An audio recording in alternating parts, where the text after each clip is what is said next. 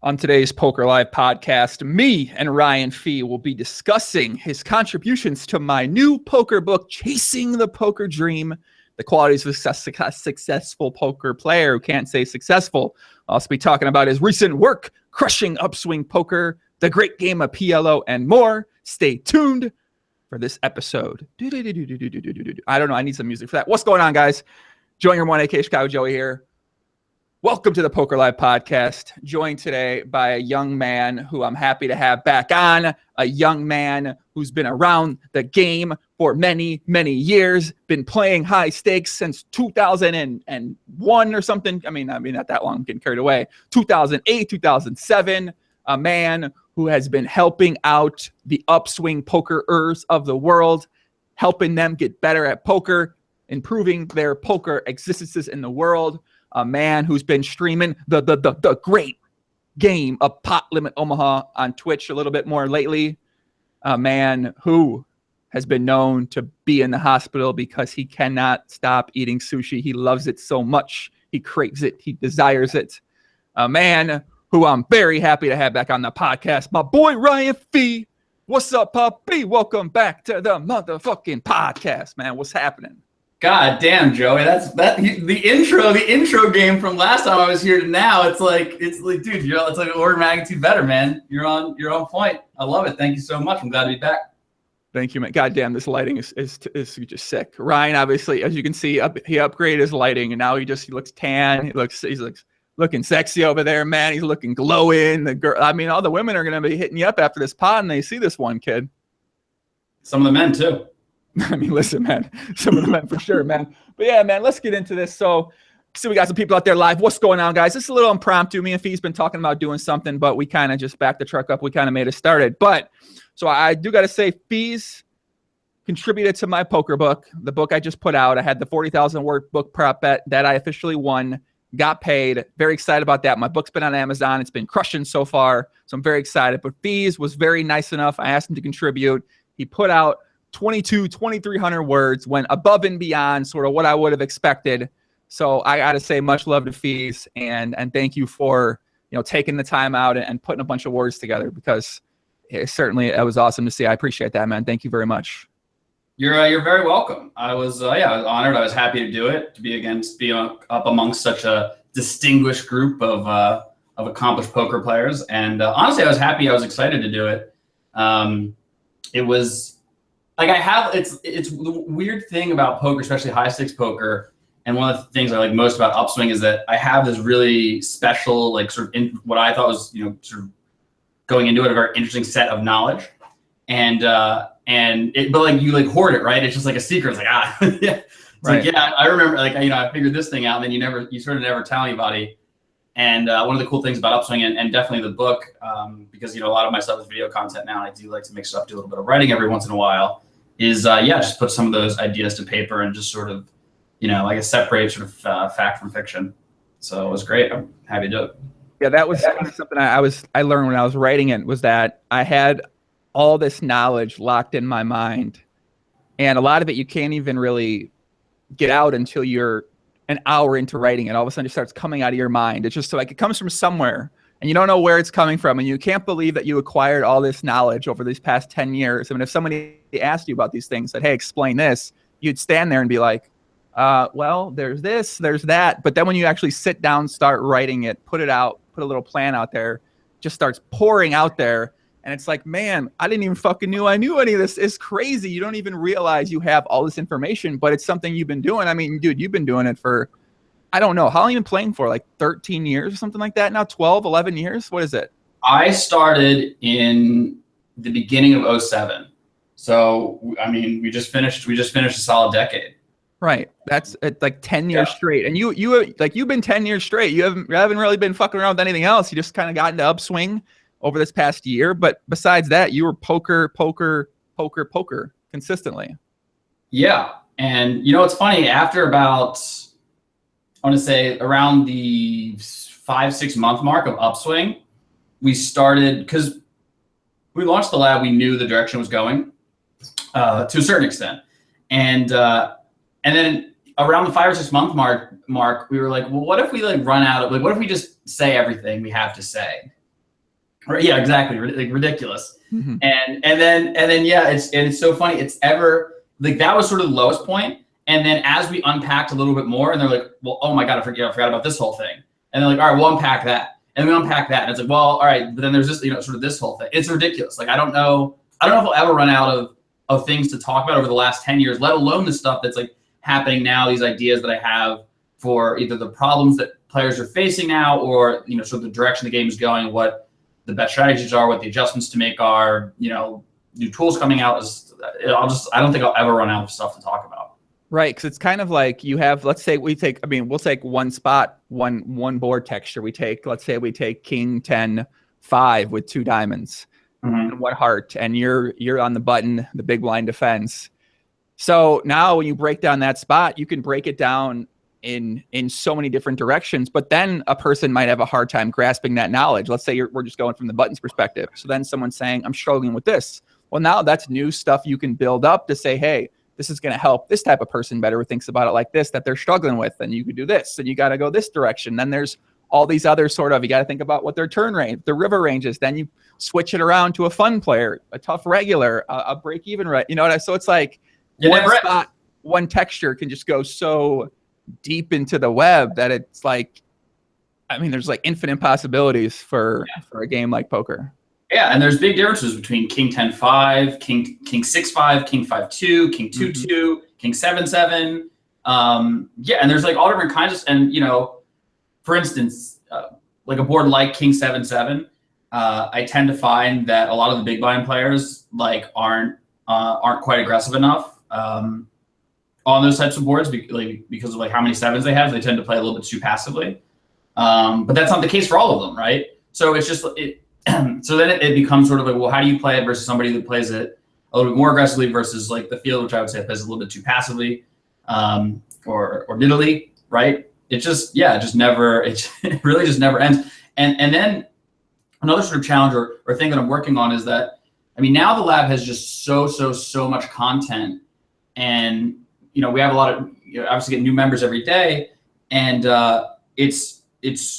I think getting to the point where it's overwhelming for some of them. Like the guys who've been with us, they've done everything, right? And they'll just, a new model come out and they'll want to go through everything and be pumped.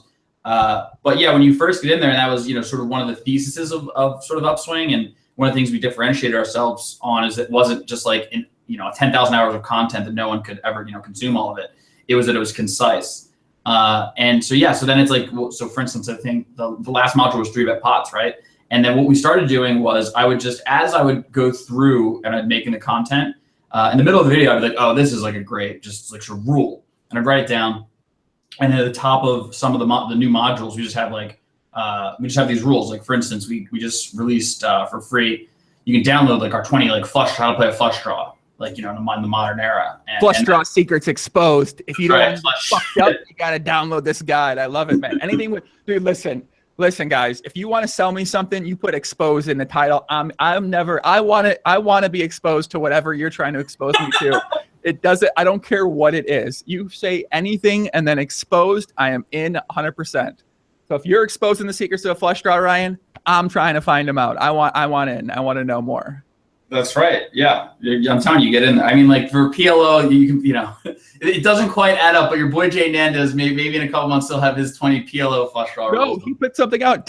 He put down the 10 must knows for pot limit Omaha exposed. Like 10 secrets to pot limit. I'm like, man, I want to know the secrets. What are the secrets, dude? They were juicy, baby. That was really good. Yeah. I was like, man, you're gonna give this away. Like this is juicy. I love it. That's what I said. I'm like, looked at the secrets exposed. I was like, man, what are you talking about? Yeah, how to be homosexual exposed, ATN Cloud. Exactly, man. That's what we're yeah, exactly. Can't resist that, man. I want to know more about that, of course. Why wouldn't I want to know more about that? Anything with exposed. I don't know what other words are similar to exposed. Secrets. Like, I want to know the secret. Yeah, I'm in for the secret. I'd like to know the secret. So what's the secret? Give me a secret to playing a flush draw. There's 20 of them, allegedly. All right, nut flush. So for nut flush draws, I think the standard play for a lot of players is to bet them on the flop. But really, what you should a better way to play them would be to bet nut flush draws that have something going for them other than the flush draw. So for instance, let's say the board is Jack 10-4, and so you have nut flush draw. It's a two-tone board. And if you had ace king or ace queen, it'd be a really reasonable spot to bet because you can improve to you're gonna really dominate a couple draws, and then you can improve to the straight and the top pair. Whereas if you had, for instance, ace five or ace seven, you would just have sort of the bare flush draw. You wouldn't. It's like once the flush draws have like extra to go along with them, but by betting the flop, it's like a borderline value bet. Whereas like ace seven, oftentimes you bet the turn and you get, bet the flop, and you get in sort of a sticky, sort of weird turn spot. Oh, yeah, wait, right. Two backdoor straight draws in that hand, right? 10, jack, 4, two backdoor straight draws. Yeah, but like, it's just, it's not like PLO. You can't be as optimistic. Because that's all you got. That's like, that's all you got going. Listen, you're telling me a nut flush draw and two backdoor straight draws. I'm getting pretty turned on. I'm getting excited. Like I want to put money in. I got a nut flush draw and two backdoor straight draws. You got those backdoor straight draws. You got the backdoor trip draw. Either way, you have that stuff. If you check, you slow it down a little bit, you're going to get a little bit more visibility. You're going to know if that backdoor trip draw is real. Yeah, that's true. Especially when you make if you got a backdoor trip draw, it's 7 and ace. You're also giving people the nut straight. So that's a scary proposition to have there when you got the two. Yeah, that's true, man. Man, fuck. This game's a weird game. No limit hold'em. What's this game called? Texas Hold'em, you said? Yeah, Texas, two-card poker. Two-card poker, it's man. Called you either have it or you don't. Like somebody in no limit, somebody has it or they don't. PLO, everyone always has it. So in the game I play, the most you can bet or raise is the size of the pot. This sounds like a kind of game where you can do some interesting things. You can bet more than what's in the pot, it seems like. In fact, it's encouraged. And that's the Upswing lab module of February is going to be all Dougie fresh, and it's going to be all over betting. It's going to be exclusively one of the biggest differentiators between no limit hold'em and pot limit Omaha. Hey, perfect, Ryan. Let's teach these crazy motherfuckers how to overbet. Let's do it. The micro-stake streets are about to get a whole lot more thug. You know what I've been doing? I've been doing something. I'm going to admit this, guys. So if you're watching this, I'm going to expose one of my secrets to you. Listen, that was sick right there.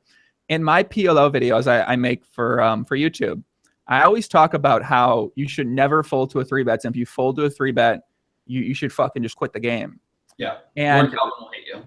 Right. And the thing is, at PLO, you probably should be folding some 3-bets. But my secret I'm exposing right now is that I don't want people to fold the 3-bets. So I'm telling everyone not to fold the 3-bets. And if you don't, it's going to put you in some tough decisions if you don't fold the 3-bets. So that's my disclaimer to you. You now know one of my secrets. And I don't fold the 3. I mean, I actually don't fold the 3-bets, but other people might run into some situations. Yeah, more disciplined gentlemen have it has occurred to them that you should fold a couple of bad kings and bad queens to 3-bet. Let me ask you a question, Ryan. When's the last time you folded to a 3-bet in position at PLO? No. I don't. That's what I'm saying. I'm a PLO recreational player. I'm here to gamble. I have an image to keep up. I play in like home games. Like I will never. Yeah, I mean, I honestly haven't folded to a 3-bet in position in like 3 years, but I mean, I can, like I said, I get the merit for it. If you don't know how to play the Jack 4-7-2, there's all kinds of like strong mathematical, theoretical, even evidential. You can look at your sample. Like there's all kinds of reasons to fold to a 3-bet. You just don't do it. I mean, and when we get into 4-bets, you aren't folding to 4. I mean, no. I mean, what hand could you possibly 3-bet that would want to fold to a 4-bet? If the guy only 4-bets aces and he's one of those big nits, I want to crack him. Like I want to bust the guy. Like I'm what he gamble. Has? He's flipped his hand face over and giving you 2-1. He's like aces. I said okay, I'll call. Yeah. Like I got an ace in my hand. Fuck it, call. That's fine. I'm willing to gamble. Right. Ace 10 9 8 double suited. Let's go.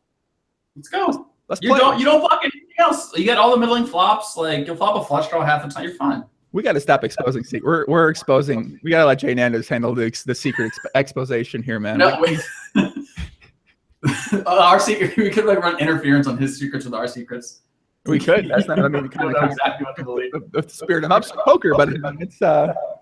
Wait, are you playing? I asked you this. Are you going to play in that 10-25 live at the bike PLO game that I'm going to be commentating with Lyman on the 24th or 23rd or 24th of this month?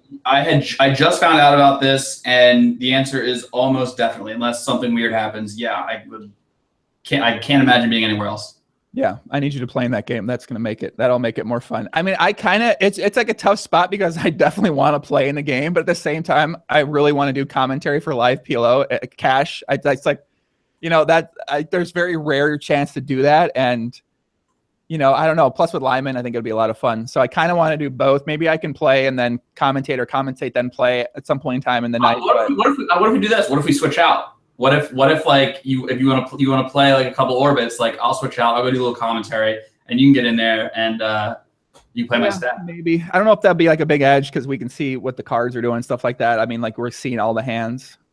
It's a fair point. Well, they normally have last time I played, one of the commentators hopped in and played like the last hour or something like that. But if you're a commentator, if I'm in the game, it'll be nice and juicy. I don't play for the profit. I play for the fans. So there's a couple casual cold 3-bet flats just to jack up the variance for fun. So you'll have something to talk about. Yeah, I mean, listen, anytime you can cold slide a 3-bet. I mean, dude, when you have 8-7-5-4 suited to the 5 and you have the button, like what are you supposed to do when it goes raise re-raise? Call for sure. Oh, yeah, you're in position. Yeah, I mean, you flop like a hidden bottom 2 pair. That's probably gonna be bad. I flopped 2 pair in a straight. I got the whole.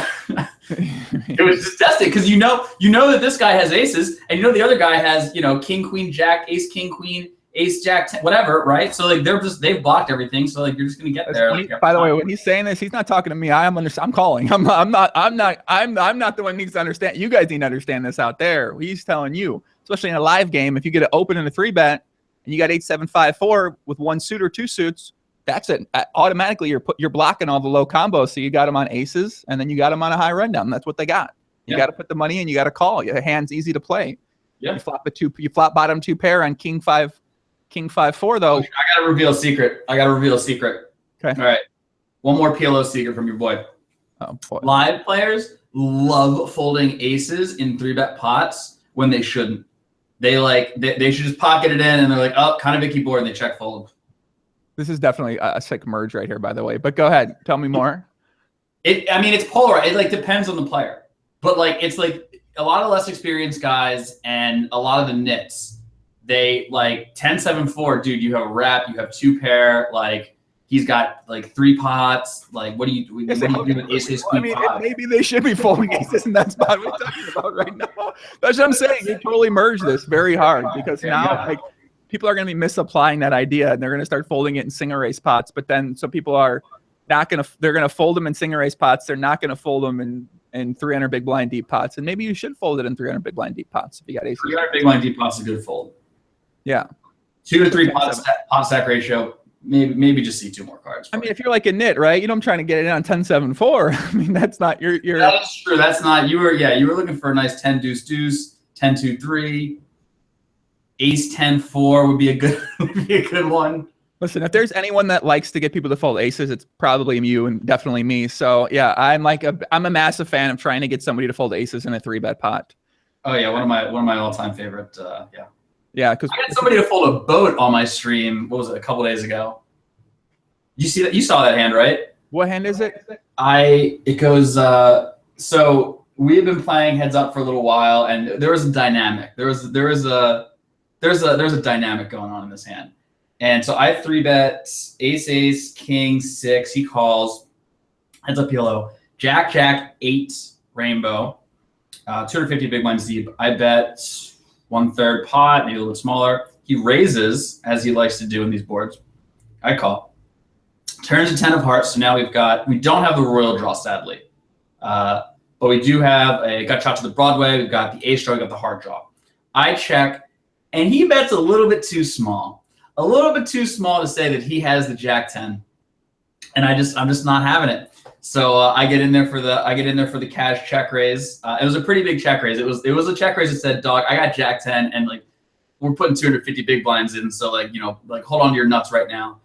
And he tanked all the way down and let it go. And then as you know, on ignition you can see their hand the next day, and he let go of the he had Jack 8-7-5. No fucking way. Yeah, and then I stacked him in the reverse spot. I had Jack 2 on Jack 2. Yeah, we got him for all his gold. Yeah, that was the hand you saw, right? Yeah. That was the hand I saw. Wow. So, God, I love he's really taking it to the street, turning ace, king 6 into bluffs on Jack 10-8. I mean, I didn't think he would fold. I mean, I thought maybe he would fold a boat, but I thought he had a straight. I thought he just raised he raised 9-9-7-6 or something. and then just like turn straight, and he was going to bet check it down. And I was just not having any of that, especially because I had outs. Like if you decided to like, thug it up and like bet call straight, I was like, well, maybe I'll just bang off the queen and go check and teach a lesson. The thing is that most people that when they bet call Jack 8 in that spot, they're going to have either a jack or they're going to have some sort of, if it's a small bet, they're going to have like a straight draw and maybe an 8 or block the 8 and with like 9-10 or some shit like that. So you're most likely not going to check raise a straight on the turn if you do turn a straight. So when you do check raise there, you either have a pure bluff, which some of your pure bluffs, most of your pure bluffs are going to fold flop. Like what end are you going to be check raising? It makes sense for him to fold, but it's kind of an interesting spot in that you're risking a lot of money to try to get him to fold the Jack 10. But yeah, I think that if he had like what's he raising the flop with? Probably like those gutters, like you said, like the 9-9-7s, the queen 10, queen 9 type hands. Not all of his jacks, not like all of his Jack 10 just trip combos that don't have a full house in it. He probably won't raise all of them too. So, I mean, you're risking a lot, but you got to take him to the streets sometimes, brother. You got to take him to the streets. It's hard to make a full house when the turn's a 10. Yeah. Sometimes I don't know. Like I just like I sometimes just get a sense for things. Like that's one of the challenging things is that, and I tell all the Upswing guys, I'm like, you got to play a lot because as much as we try to sort of break everything down and sort of solve it for you, just give you a strategy to work within. I mean, like I adjust a ton in game, and there's the reason I'm able to do it is because I have played a ton, and there's no real way around it. You just have to if you really want to succeed, you just like play online rather than live because you can play a tenth the stakes for the same hourly with a tenth the variance from your home. You can put obviously a ton more hands. So to take the variance out and just like play a lot, you'll develop skills. You'll suck for a while, but one day as I know over the years, it just starts clicking. Yeah, it definitely takes a ton of hands, a ton of volume, and that's why I don't really know how live players. Well, I guess they don't. I mean, they're usually not that good, but their fundamentals, their understanding isn't that good. They could still be winning. But yeah, I think it's definitely hard, especially for a lot of Americans these days, to really get better at poker because it's just so hard to play a lot of hands, to see a lot of spots over and over and over again, and let the variance not affect your mindset in a situation. And then you actually have a proper understanding of the situation because you played the spot so many times. And live, it's just so much harder to be able to do that. Yeah, and I think one of the big problems is that there's a lot of things. One thing I've come to learn as I've gotten older is that there's a profound difference from intellectually understanding something and sort of like emotionally understanding it. So, for instance, all the Upswing guys, I'm like, listen, you're gonna like run, the worst you've ever run, like way worse than the worst you ever thought was possible for how big of a downswing or break even or whatever stretch you could go on. And it's 100% going to happen to you. Like, I don't care, who you are. It's happened to me. It's happened to Doug. It's happened to everybody. And, there's sort of like there's no way around it. And I'll explain it to them. They'll be like, okay, yeah, like I got it. But then, they'll sort of emotionally be tested and they'll go through that, that downswing or, whatever it is. And it's like, there's just this barrier between their intellectual understanding of it and the emotional understanding of it. And then a lot of them like, whoa, holy, like this is like what you're talking about. Like I'm quitting poker, like it's over. And I'm like, no, dude, this is the game, baby. Like this is just, if you're going on a 10-15 buy-in downswing, it's the first time you've ever done it. Like if you're calling it quits here, you probably should, because this is going to happen. You're going to move up and this is going to happen. So, just take it easy. Like don't. I wrote in the book, I think I've been down 15 buy-ins in a single session. Mm-hmm. Maybe be like 500 times. That's like a very like a small estimate. I think 500 times or more I've been down 15 buy-ins in a session and made it back most of the time. So that was amazing. But yeah, it's tough. You got to deal with it. That's sort of how poker works, is that you're going to go on 15 buy-in downswings. I wouldn't say very often, but frequently it's going to happen. It depends if you play no limit or PLO, but if you play no limit, not as often. If you play PLO, that's just a Wednesday. Like let's be real. Yeah, that's like a day. Yeah, there's been one session where I've been down 15 buy-ins I think 7 times in this. I mean, yeah, it definitely. I mean. And that's why, by the way, so I think you were talking about this with Fernando, but you would get stuck, and then that would be like the time for you to grind, right? Like you would just like, you'd be like, well, I'll be out of this computer in a good 6-7 hours when this downswing's over, right? Yeah. So I think that's like another solid argument. I mean, I'm the same way. Like I would always play. Yeah, I would always play a lot when I was losing, and my play wouldn't change if I was like losing. If anything, I was like more motivated to go, because like at that point I'm already sort of in that weird sort of state where like I'm stuck. I'm like here to gamble, so like I'll be maybe even a little bit more fearless about going for stuff. And I think that's like another good argument to play online, because again, you're playing you're playing such small stakes, sort of like relative to your bankroll, especially as you're starting out. Where it's going to be very easy. Like even if you don't deal with the tilt well, you don't deal with the losing well. If you go on to lose, let's say another 10 buy-ins. Let's say you're playing 10 cent, 25 cent or something online, right? It's another $250. Whereas if you're playing live, I mean, you're not really gonna be able to lose 10 buy-ins, but you could lose 5, and that's $1,000. It's 4 times worse. So yeah, I mean, like I think if you're gonna start out, you're gonna start from scratch. It's just, I think online, online's the way to go. And the other thing about online is that it's kind of, online poker is like New York City. You make it online. You can make a play in online poker. You can make it in damn near anything. Where did you come up with that analogy? That's perfect. That's great. Where did you come up with that? Where did you get that from? You know what's funny? I actually Negreanu posted this, like he went to go lecture people or lectures like teenagers on like what was like problem gambling. And he was like, well, should you be like a poker player? And he wrote this like whole article about should like how to like explain to these kids like what's really going on in poker. And he did like a decent job, but I thought he missed a couple points. And I like went over and I was like, well, like I think you're maybe missing this, and like I sort of like added my own thoughts to it. I think we'll release it at some point. But yeah, that was like I was like coming. He was obsessed with like, well, if you're gonna play live, like you're gonna have to play 2-5. This is gonna be hourly, and you have to play like 10,000 hours to like make enough money to like make it work or whatever. And at no point do you like ever consider online. I'm like, well, you should buy Upswing Poker and play online, and like that's like probably the best. I mean, I got to be honest. I don't think Daniel is the best person to be like telling people how to make it in poker in 2017, right? He hasn't. Yeah, that's why I was doing this. I was like, I'm not like I don't know if I can like wholly endorse this advice. Like I think there should be, because here's the thing is that dude, most casual players don't even know who Doug is, right? So, but like Negreanu is like might as well be like poker Jesus. It's like he'll say something and then they'll just like take it as gospel. I'm like, well, there are like other things to sort of consider here, and Right. The people in the chat are saying bang bang. Now listen, Daniel Negreanu has no idea what the 1-2 ecosystem is like. 2-5, 5-10, anything online. He doesn't have any idea what these things are like. He's not playing any of these games. He's very rarely plays anything now. He plays like a 2 weeks a year, 3 weeks a year, something like that. So if Daniel's telling these people how to make it at poker and all this, he has absolutely no idea. He doesn't know you need to play 10,000 hours to something 2-5. He's just making that up. He's just literally basing that off no information at all. Some information maybe some people told him or some shit like that. But yeah, I mean, yeah, I don't know. I just can't imagine Daniel Negreanu is gonna be the best person to take poker advice from in 2000. I'm sure he's better than most other people. Certain people might be taking poker advice from, but yeah, I don't know about this article. I need to check this article out. The other thing is he's like insulated, right? Like he's been sponsored by stars and playing like high stakes poker, high stakes tournaments for forever. And I mean, like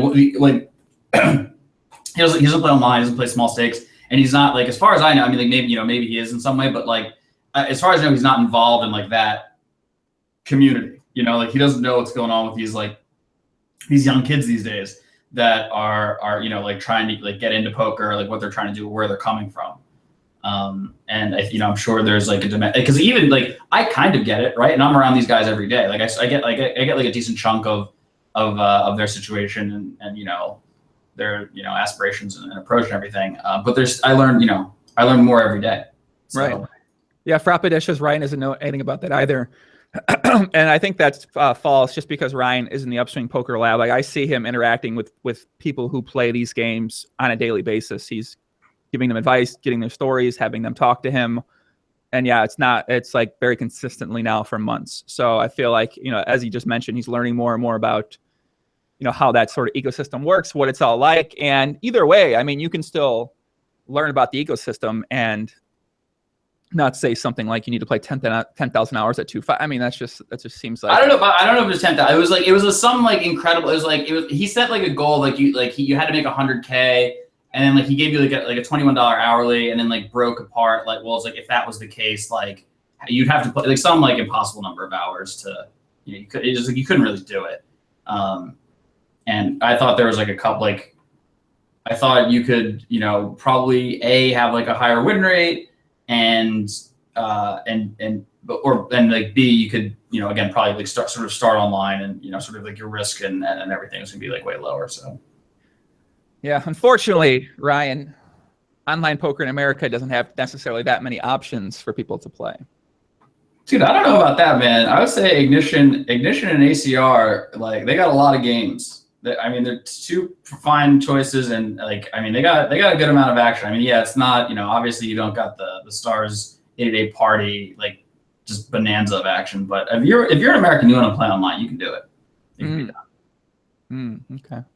Can you? Okay, I didn't know that. I'm telling you, man. We got with the lab, man. It's like half Americans. That's what they grind on. People know when I'm serious or when I'm joking. I'm just gonna let people think. Oh shit! Did you just bluff me? I definitely bluffed you for sure. What are you talking about right now, man? Come on. Oh. Definitely Ignition's a better site than ACR. Let's not get carried away here. Yeah. It's by far Ignition. So yeah. So in terms of in the book, so you contributed about 14 chapters. I think like 12 are in the book right now. I didn't put in HUD understanding and passion and love of the game. So I want to talk about those two. Sure. Because I never used a HUD. Like, I mean, I use a HUD, but I've never been someone who clicked like more in depth than maybe what their c-bet percentage is, or folded c-bet percentage.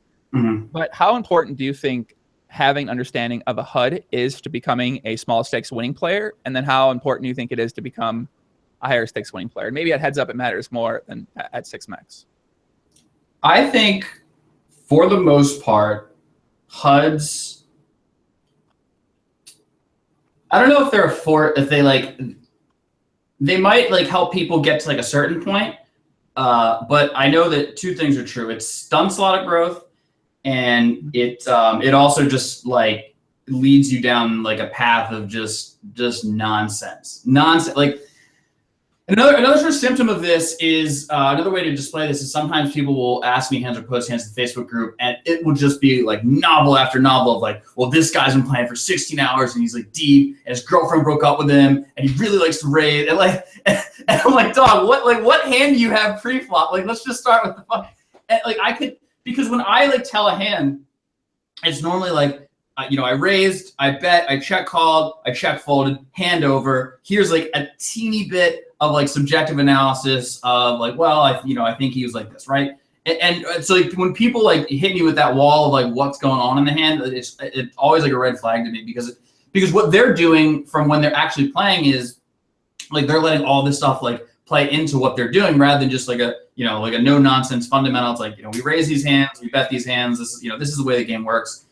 And I think the HUD for those same guys, the HUD plays into that where, they're like, oh, well, I mean, his turn c-bet is like, 40, like he always has it or he never has it, whatever it is.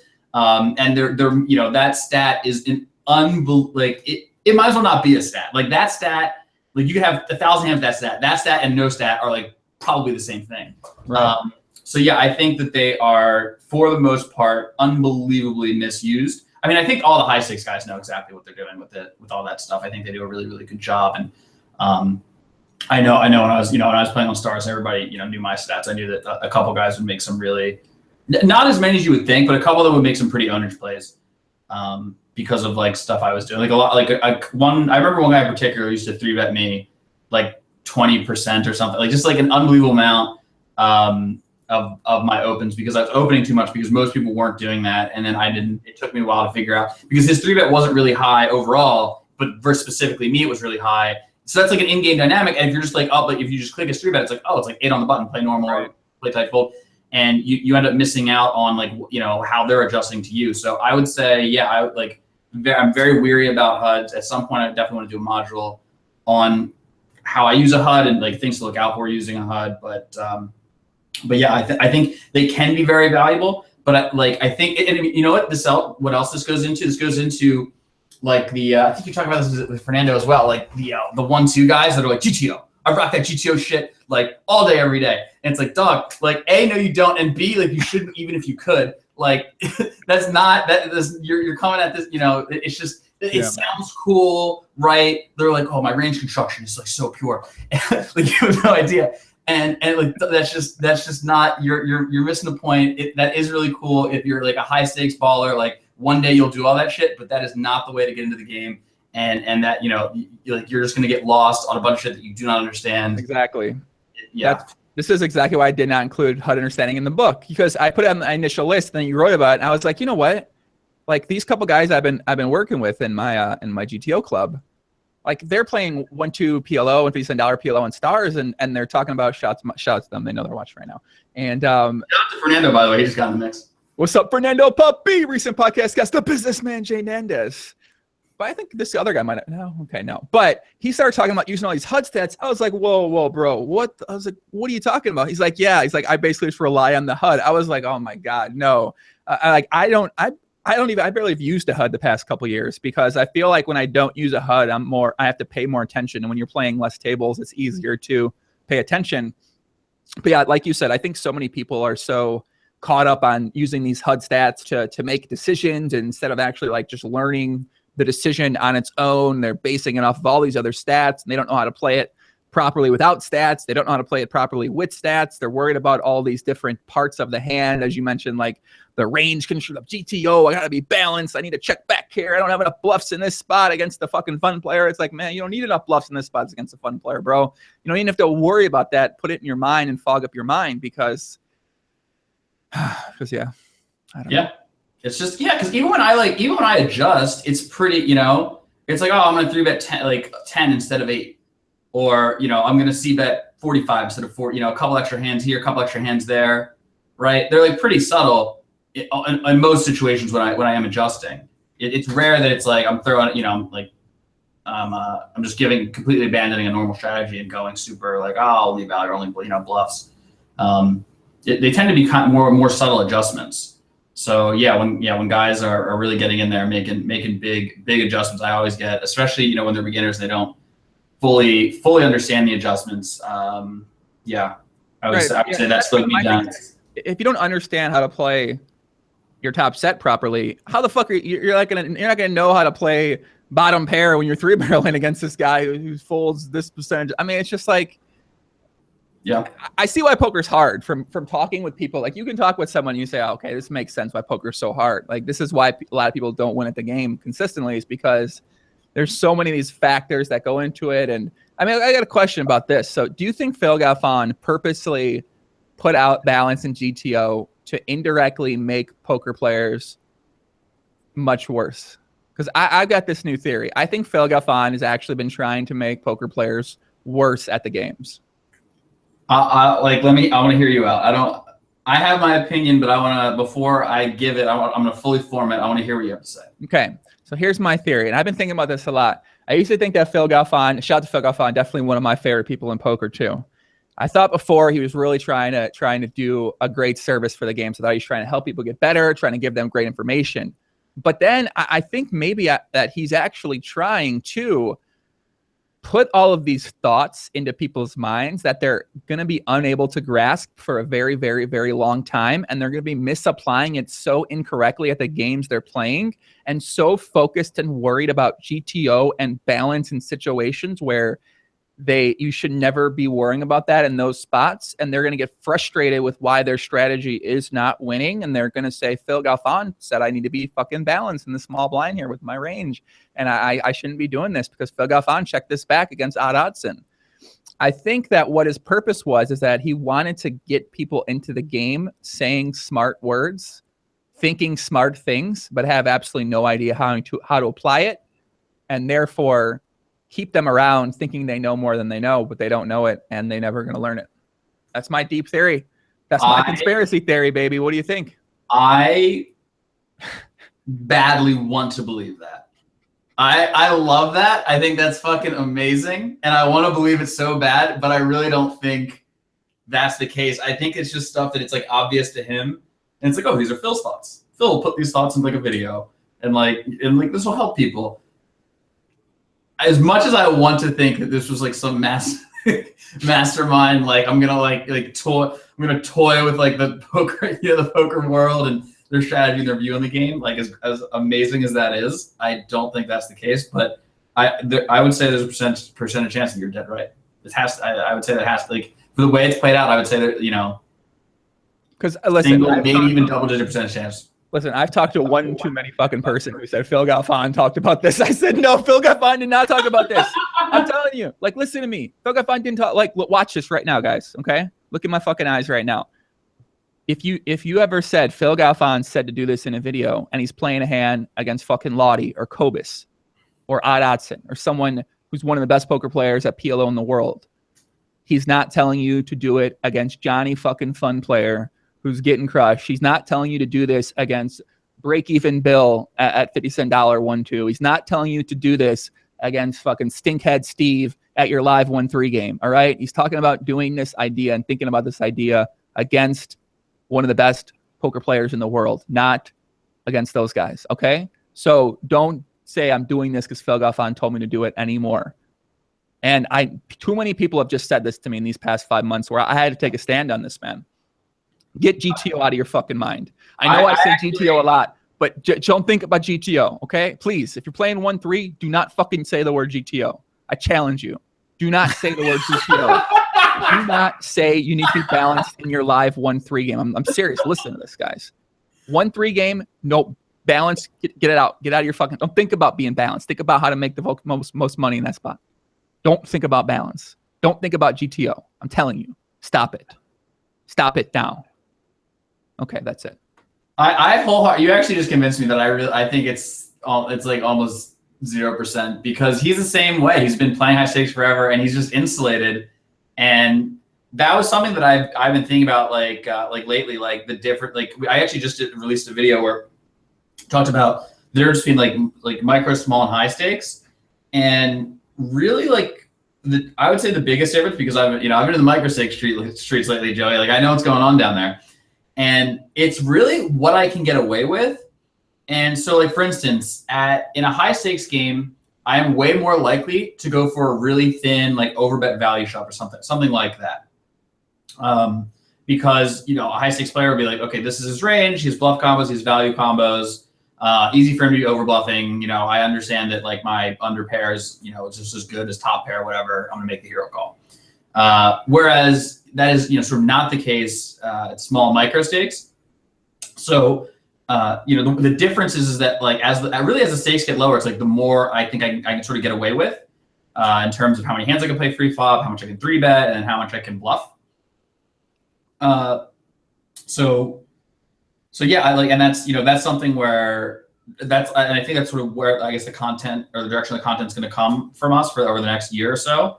But yeah, definitely sort of I think a lot of the other training sites definitely fail. Some our earlier stuff was more centric around the importance of balance, whereas I think going forward it'll be more centric around the importance of adjusting and adapting to what games you're in and what the games you're in are like. Mm-hmm. So, amen, man. Amen. GTO is a live strat, not a 1-2 strat. Exactly. Mr. GTO, wait, where's that coming? Mr. GTO says no GTO. Listen, I'm not saying no GTO. I'm saying do not get the fucking word GTO out of your mind when you're playing 1-3 live poker, playing 2-5 live poker against fucking Randy the Rock and Tight Tony and fucking Coach Carl and losing player Lonnie. Like, get out of your fucking head, man. Come on, man. I mean, come on, cuh. Just like you're fogging up your energy levels in your mind, and you're misapplying. You're putting energy towards bad places you don't need to be putting it to. Yeah, and by the way, the essence of that is like an example is like there's spots where these guys like you need to look for the spots where losing Lon and Coach Carl are just like the range is really weak and they view it as really weak and they're just gonna like check fold a lot and just put as many bluffs into that range as possible. And then in spots where they have a made hand that they're just never gonna let go, they're happy to just call down however much money and then complain all week about how unlucky it was for them to call down with top pair into a range of like only value bets. And like, that's what you got to do. How does he have this? Oh, aces. There you go. You see this? That's what you need. You see this, guys? This is what you got to do to them. That's exactly it. You don't want to play GTO. How can Coach Carl be like how can he go home to his wife and be like, you're never gonna believe what happened when I had 3 of a kind. This motherfucker had a full house. Like, you want him to be telling that, like, how can you put your range in such a spot where that's like he tells a story for the next like 3 years of his life? Like that's the way to win at 1-3 live. Now, I don't want to joke about suicide, but on line streets, we call this suicide equity. It's when you make a play and like, I don't want to joke about listen, suicide is not a joking matter. And I don't want to joke about suicide, but poker speaking, you kind of want to get your opponent to want to kill himself with suicide equity when you make a play. And that's something I used to take into account pretty hard when I was playing. I mean, I'm still taking that into account now. If I can get someone to want to kill himself. I take that into account more than ever. More than ever. It just adds a little, it just makes that river call just like that much juicier. You know, my favorite play at live poker is, Ryan, when you make a big bluff and you stand up and put your coat on. You say, all right, I know I'm going home now. You stand up and put your coat on. And you say, all right. You say, man, let me get my coat, man. All right, listen, you call. It's okay. I'm ready to go. I'm ready to cash out. Or you do the one where you do the bluff and then you stand up. And you say, man, chips, please. And you start pulling out hundreds. You say, dealer, give me 1,000. I need 1,000 chips, please. I'm about to lose this pot. Get calling by this guy. Wait, you bluff and then do this before the cards are flipped over? Yes, I do that. That's amazing. All right, that's GTO. That is GTO. Man, I know. I was like, I throw it into. I know you got me. Can you just give me chip? Can I play? Does the money play? I don't I want to play the money. Then dealer's like, no, money doesn't play. I'm like, well, he's gonna floor. Come on, I need some chips. What's happening here? Yeah, my play when I would play the tournaments, my play was anytime I was all in, no matter what, but especially if I was behind, you get up, you put your coat on, you take your sunglasses, you put them on your head, you put your backpack on, you push the chair in, and you're just ready to go. And like, I mean, I'm telling you, you just add a good 5-10% equity to any all in. With this not a bad idea. This secret. Chris said, is Joey a winning player at PLO? Does he publish results charts? Chris, I gotta be honest with you, Chris. All right, look in my eyes. I have won more money at the great game of Pot Limit Omaha than 99.9% of people that play Pot Limit Omaha in the entire world, and that is a fucking confirmed fact. And you're confirmed being modest. Like, I think you could probably throw two or three more 9s on there, and you're gonna be safe. Yeah. Yeah, and that's just in 1 year. So I mean, we're on lifetime. Yes, yes. There's published graphs out there. You can find results. You can find graphs. You know what? Wherever you want to look for it. Yes, that is confirmed fact. Correct. Confirmed. Correct. Raul says you grind 2.5 PLO now, Joey. Now you're pushing it. You always talk about GTO. I don't grind 2.5. What are you talking about right now, Raul? Raul, listen, man. If you're gonna fucking say some dumb shit in the comments, you better fucking be correct about your dumb shit, okay? That's all I got to say. There was a comment here. I am Sound said on the same subject. Didn't Cole South say pot control was invented by the pros to make players' win rates drop? What? I don't know. That's something that he used to say back in the day. I mean, maybe he did. Maybe he just like spread misinformation. I mean, like he was also like Jesus back in the day. People would do whatever he said. Yeah, Cole South's part of the book as well too. Shout out to Cole South. Yeah, Cole's a boss. I'm looking forward to reading his piece. Would I play Vroom heads up? No. No. Okay, no, I wouldn't. I would not play Vroom heads up. Vroom is definitely one of the. He's been hard in the lab. He's been killing it. So yeah. Has he been playing a lot of heads up? I know he had really good 6-max results, and I saw he was playing heads up, but I didn't know if he had been battling her. Yeah, I'm not sure. Like, I haven't been paying too much attention about what's really happening in the online PLO streets in these past couple months. So I'm not sure if he's been playing a lot of heads up or not. I'm not sure what the ecosystem and makeup's really looking like in the Stars games at the moment. My boy Mika's asked me if I am better than PLO than Jay Nandez. The answer is no by a lot. Jay Nandez is way better than me, and he's gonna be an awesome coach. I'm better than Jay Nandez. But yeah, I'm better than Jay Nandez. Joey is the best though.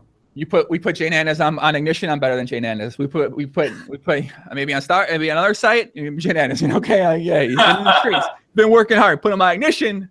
that's a different story, man. It's a different kind of PLO game. That's a different kind of great game. It's a great game all on its own. It's a unique. It is a unique. It's a very different. I have more fun playing and streaming on that site than I think I do have doing absolutely anything else when it comes to playing poker right now. Questions why? Why do I have so much fun? Yeah. Well, first of all, you get 4 cards and you never have to fold. No, but why Ignition specifically though? The player pool on Ignition just lets you get away with some really greedy things, and you get to make. I've made a lot of moves, a lot of big moves on the stream, and like also, I mean, the games are pretty good, and sometimes they get deep, so you get a lot of big pots, a lot of big action on the stream, and it's just fun. It's fun and exciting. Why are the games so different? The games are so different because they're anonymous. Anonymous is going to allow you to do things that you wouldn't want to do because you don't want to be embarrassed. Like if my screen name is showing up on Ignition, I'm not going to make many of the plays I've made in my time at Ignition because I don't want people on the Twitter like, oh, you're a fucking idiot. You're dumb. You're awful. Like, look at this fucking dumbass. So I'm going to make plays that I might not make normally because it's anonymous. You don't have to worry about that blowback factor from a play that you make. And I think a lot of people are like that. They just say, fuck it. It don't matter. I'm not going to, like, no one's going to say something to me if I make this play and it doesn't work out. I think people are more willing to take it to the streets. By the way, speaking of that, like, that's something that I never thought of, or it didn't really come up, like very much when I was coming up. And now I know that you're right. That's a big thing. Like people, and you know where we really saw this? The tag team. Me and Doug, for those of you who don't know, me and Doug played and won the tag team event this year at the World Series of Poker. One of the big edges that we had is that, like, I wasn't, if I like busted, in one hand. In fact, so day 2, I played for 6 hours. Doug comes, and within 5 minutes, he's all in on a bluff. Like 5 fucking minutes, right? And I played like most of day 1 and like all of day 2 so far. But like the thing is that like, he, I guess I really wouldn't expect anything less. And like, he wouldn't, expect anything else from me. Like I was just going to do what I thought was right, no matter what. You saw this in a really dumb suicidal bluff towards the end there for me. Whereas like most of the other teams, like they, especially when it got like late, like it got deep, they really didn't want to be the one that like lost a bunch of chips on like a closed hand. So like me and Doug were just like, we're just licking our chops like, oh, you're knitting it up when the money's getting big. You don't say. All right, so I want to explain this a bit more because Feast tells a story and it just kind of passed over. He didn't, whatever. So I want to say this. Okay, I was there for this tournament. It's a tag team tournament, the first ever at the World Series of Poker. So Fees and Doug at a tournament. Fees has not played a tournament up until this point, and at no point in time did he consider playing a tournament after or before. He said, I fucking hate tournaments. I'm not playing tournaments. So they go play the tag team tournament. Doug's got to play the 1-drop, like, the next day or something like that. So he's got to play the 1-drop. They're starting out. They're on Snapchat. They're like streaming all this crazy stuff on Snapchat. They're doing all these bluffs. They're acting fool. They're acting crazy. They're acting out of line. Then they start building up a chip stack. They keep building it up. They're doing these updates. They're playing crazy. It gets down. They make the final table. Fees plays the entire time. Doug gets on a break from the 1-drop. He comes over, plays some sick fucking crazy hand. I think he makes some like massive hero call. Goes back over to the 1-drop. Fees comes back down to the table, battle it out against some other guys they know, and they win the motherfucking tag team tournament bracelet, the first ever. And then they play absolutely no. Fees plays no to get the bracelet. He literally has the bracelet right there. You got 2 of these bad boys. Okay, this was one of the most like weirdest, wildest things I've seen because I'm like, wait, this is insane. These guys are really going to win the tag team fucking tournament. It is crazy. It was awesome to see. And then Fees is retired from the summer, so it was yeah. The way to go. It's kind of the way to go. I've played the tournament since, and it is not lost. By the way, I won the first ever live tournament I played as well. After my first year of going pro, I flew down to Costa Rica and played like a Stars 3K or something, like LAPT, whatever, and won it for like 280K. It's not, like I went on to play high stakes and sort of prove myself, but like it is not lost on me how outrageously lucky I have been. Like there's been, definitely a decent amount of skill, but an ungodly amount of luck. Didn't you win a tournament in some Asian country? We're in the East League PLO tank. or shirt? Yes. Yeah. That was the year that I went and grinded all the tournaments. I bought an Eat Sleep PLO t-shirt. This is a pretty good story. So step 1, Eat Sleep PLO t-shirt. Step 2, I was actually good at, I tried to move my sleep schedule around so it would be good for Macau. But it got like out of whack, and I was like, I'm like not even gonna go. I'm just like sleep schedule so bad, I'm gonna wake up too late. And then Doug berated me for a good 20 minutes, and I was like, all right, fine, I'll go. Because it was like a 200K or something, and he was gonna have a big piece. So so I get on the plane, I get blackout drunk in first class. Shout out to my boys over at I Only Fly First Class, and fly to Macau, get into Macau, go to dinner or breakfast. I'm not really sure with Kitty. More drinking. Then the tournament, I love Macau. The tournament started at 3 p.m. and you could reg until 8 p.m. And then the restarts were 2 p.m. So I'm sleeping. It's at the Hard Rock, and the Hard Rock, the beds they might as well be made out of wood, and because I guess China style, I love it. But I had trouble sleeping. I go, I sleep, I wake up, I late reg a tournament. I play most of day 1. Day 1 goes well. I end with a lot of chips. Day 2, I can't go to sleep till really late. I get a bad night's sleep. And I restarts at 2, and I don't wake up until 2:30.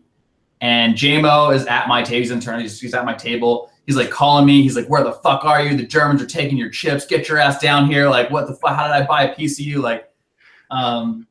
So I head down. I get there. At 2. Actually, maybe I woke up at 2:20. Got there 2:30, 2:45, something like that. And by the way, was not the last player to show up. Your boy Dan Coleman casually strode in another 15 minutes later. No big deal. Just cash 200K.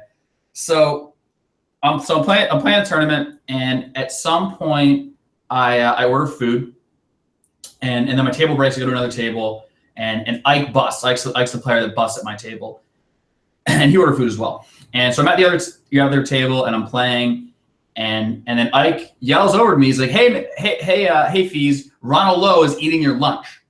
And I'm in the big blind. I turn around, I look over, and sure enough, Ronald Lowe is just sitting there eating my lunch. And so I play my hand, I fold, I go over, I'm like, "Yo, Ronnie, my man, what do you you're eating my lunch. What are you doing?" And he looks up at me and he's like, "All sing tall, sing tall, and he's trying to play the Chinese card. And I'm like, I don't know what to do. Still, I'll get another hand. I walk back over, I play my hand, I turn around, and Ronald Lowe is there, and he's still eating my lunch and talking to Ike in English. So I saw him. Then I saw him 2 months later in Australia, and he told me that he will take me anywhere I want to go in China to dinner the next time I see him. So he owes me one. Anyway, so I play the rest of day 2. I have a bunch of chips, and then I get another hotel. I go to sleep. I come back. We play the final table. I just run hot and get heads up, and I end up losing to Steve, who played really good. And go, and now, by the way, now I have a giant trophy, and it's heavy. It's real heavy. And because in China you get a trophy for first, second, and third. And so now I got this giant trophy, and I'm so tired, and I'm just not I'm not going to play 2 more tournaments, for the rest of the series. So I just book a flight that morning or night or whatever, and I just take off, and I'm there for 5 days, and I win $1.3 million in a giant trophy, and we call it a session. Listen, man. First of all, how you gonna let my man Ronnie punk you like that, man? How you gonna let him pull the old robber on your dinner there? Listen, man. If you're a Chinese billionaire and you play poker, you can eat as much of my food as you want. Yeah, I like that rule. I'm gonna adopt that rule. Everyone should adopt that rule. If you're playing, let billionaires eat your food and do not bluff them. Those are my two billionaire and poker rules. Okay, so take note, guys. Let me put my notebook out right now. All right, do not bluff billionaire. Or let a billionaire eat your food. Would you let a billionaire fuck your girl? Should we let him do that too? You think? Depends on the relationship with your girl. Probably not. Okay. Well, if you're you can do it to mine, billionaire. I'm kidding. Depends who it is, I guess. I don't know. I'm kidding. Depends who the girl is, I suppose. Depends. Yeah, I don't know. I gotta think about that more. It sounds like some sort of pornography discussion that we're not going to be getting into today on the podcast, since I'm trying to be retired from porn for as long as I can be. So in honor of the prop bet, I'm still trying to keep going here. So Are you still? How long is that for? it's over now. Oh, okay. How long was it for? 5 or 6 months. And you won? Yeah, it's like a very easy bet compared to everything else. And what was it? What? What were the terms? No porn, no masturbation. No porn and that. Okay, gotcha. Yeah. You know what that means, Fees? What does it mean? Means you got to expand your range. Pre-flop. You got to bounce. You got to move up in stakes. You gotta expand your range of some hands you might not want to show on stream, right? You might not want to break the hands down on stream, right? You want to play the hands, but you don't want to break them down. Yeah, you don't want to be embarrassed. Oh, so that was the point I was trying to make. Full circle. That's we made it back. Go ahead. If you're not if you don't play a hand, you should be embarrassed by hands that you play on the reg. You should do something real dumb, just to try it out, to just see what happens on the reg, because that you're going to learn from that. Whereas there's a lot of group think. I mean, in all walks of life, but definitely in poker, from just people, being worried. And that's how it had to do with the tag team. People were just worried about how other people would think about their play and whatever, and you can't, that's just a losing approach. You gotta, every once in a while do something real stupid and give away a buy-in, maybe two. I completely agree, because that's how you learn where these unique edges are in poker. Mm-hmm. Because you do something crazy and then you find out it works, or you alter the strategy, and now that's your unique strategy. It's you grind through the inefficient part of a strategy, and then you make it your own unique efficient strategy. And I feel like that was something that I did pretty often. But the reason I did it was because I play fucking insane in a lot of spots, and then you sort of see what works, see what doesn't. So it's good advice. Tab out says, damn, 6 months. I bet you dropped something load. So no, it wasn't. So you could still make love to a woman or man or whatever you'd like to make love to, but you couldn't make love to yourself. That's basically how it works, tap out. So you could still make love, just not make love to yourself. That's fine. So let me ask you a question. So the book is the book. Chasing the Poker Dream. Chasing the Poker Dream. The qualities of a successful poker player. Shout out to Joey Ingram, the author. Correct. This is something. So actually, a couple people have asked me about this, and this is something that I'm not too familiar with, because it was never a problem for me. I just sort of got lucky. Bang bang. But it's a question about motivation. So that's a lot of the premise of the book, right? Is being motivated, the importance of it, staying motivated, where it comes from. Not really. I mean, it's it's certainly something to think about. It's kind of ties in with everything, because you sort of. But I guess I want to hear more what you have to say before I can do it. My question was, I never really I always got I was always sort of 100% or 0% with things. So with poker, I was obviously 100% for a long time, and for a lot of reasons, right? I really wanted to make it. I wanted to test myself. I liked the challenge. I wanted to make the money. And so it never occurred to me that anyone would have a motivational issue with that. Mm-hmm. But lately, I've come across people. I mean, the large interruption, but a couple people, in my social circle as well, that they've asked how do you stay so motivated? So I just never I just wasn't even aware this was a problem. So I mean, honestly, really, I'm more asking you, can you explain the psychology or the position that these guys that have motivational issues are coming from? Sure. So I didn't realize this was an issue also until I started working with people in the GTO club, and I was like, wait, people were I was shocked. I mean, I wouldn't say I was very surprised that people had these winning poker players. I was surprised that they had this issue of just motivation, because for me, I was the same way. I was always, that was what fueled me, was just the ambition, the motivation, the constant obsession, and just desire to keep getting better and better, make it to the highest stakes, and become the best type of player I could be. So I think, a lot of that comes down to really is self-confidence, self-belief in yourself. And a lot of people that I've encountered that don't have motivation to play poker, to get better, is because they're scared of losing. They're scared of failure. They're scared of not being as good as they think they are in their mind. And I think that's what happens in terms of motivation, where people start dealing with these motivational issues, from what I've noticed. And I mean, for some people, it's it's how do you get over that? You know, how can you, I think it's something that I haven't really studied enough of quite yet. I think I wrote in the book that in 2 years, I'd have a much better answer for this. But for right now, I'm just not very sure. I'm not sure how you can get over that fact, because you need the belief that if you lose money, you'll drop back down and you can make it all back, which is something I always had all the time. That's why I shot took all the time. I knew I'd make it all back. But not everyone knows they're going to make it back. Like I'm saying here, I know I'll make it back 100% of the time. And I did. But if you don't have that belief in yourself, if you don't want to take that risk, if you can't deal with losing and failing and going through a downswing, then it's going to be tough to be motivated to take that next step, take that next level, and move up. So it's like a psychological issue that then manifest, like that is, you know, about something else, and then it ends up manifesting itself as like they like become like oh, like I don't want to play because then I'll have to like, you know, deal with these feelings that, you know, aren't great. That's what I've noticed from a couple of people from working with them. Yeah, for sure. It's that sort of feeling is that it sort of ties in with all this other stuff. It's not just you're not motivated, because a lot of times you are motivated. You're motivated to find out why you're not motivated. That's what. Yeah, right. So yeah. You have motivation, but you don't realize that you have motivation. You're just like, man, why am I so not motivated? So you're working so hard trying to figure this out, but really you got the motivation to figure out why you're motivated. That's where it is, but it's just not. So instead of trying to stress out why it's not here where you want it to be, a lot of times maybe you've lost the passion for it. You know, why am I not motivated to have the most perfect diet in the world? Well, that's because if I want to, sure, but I'm not. I don't have it. Why don't I? Well, obviously I don't fucking want it that bad.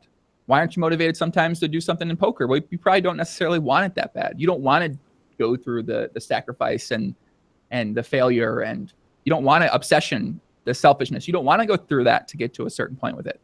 You might be telling yourself you'd like to, but really you don't. And I think if you can understand and realize that, hey, it's not that I'm not motivated to get to this place in poker, it's that I'm not willing to sacrifice this. I'm not willing to be selfish when it comes to this. I'm not willing to be obsessive about this in nature. And I think that's what people that's kind of what, you know, something I wrote about, I wanted to portray in the book, was that there's these like, you know, 8 to 10 to 12 core mindset qualities. And if you don't have a couple of these, that's why you're struggling.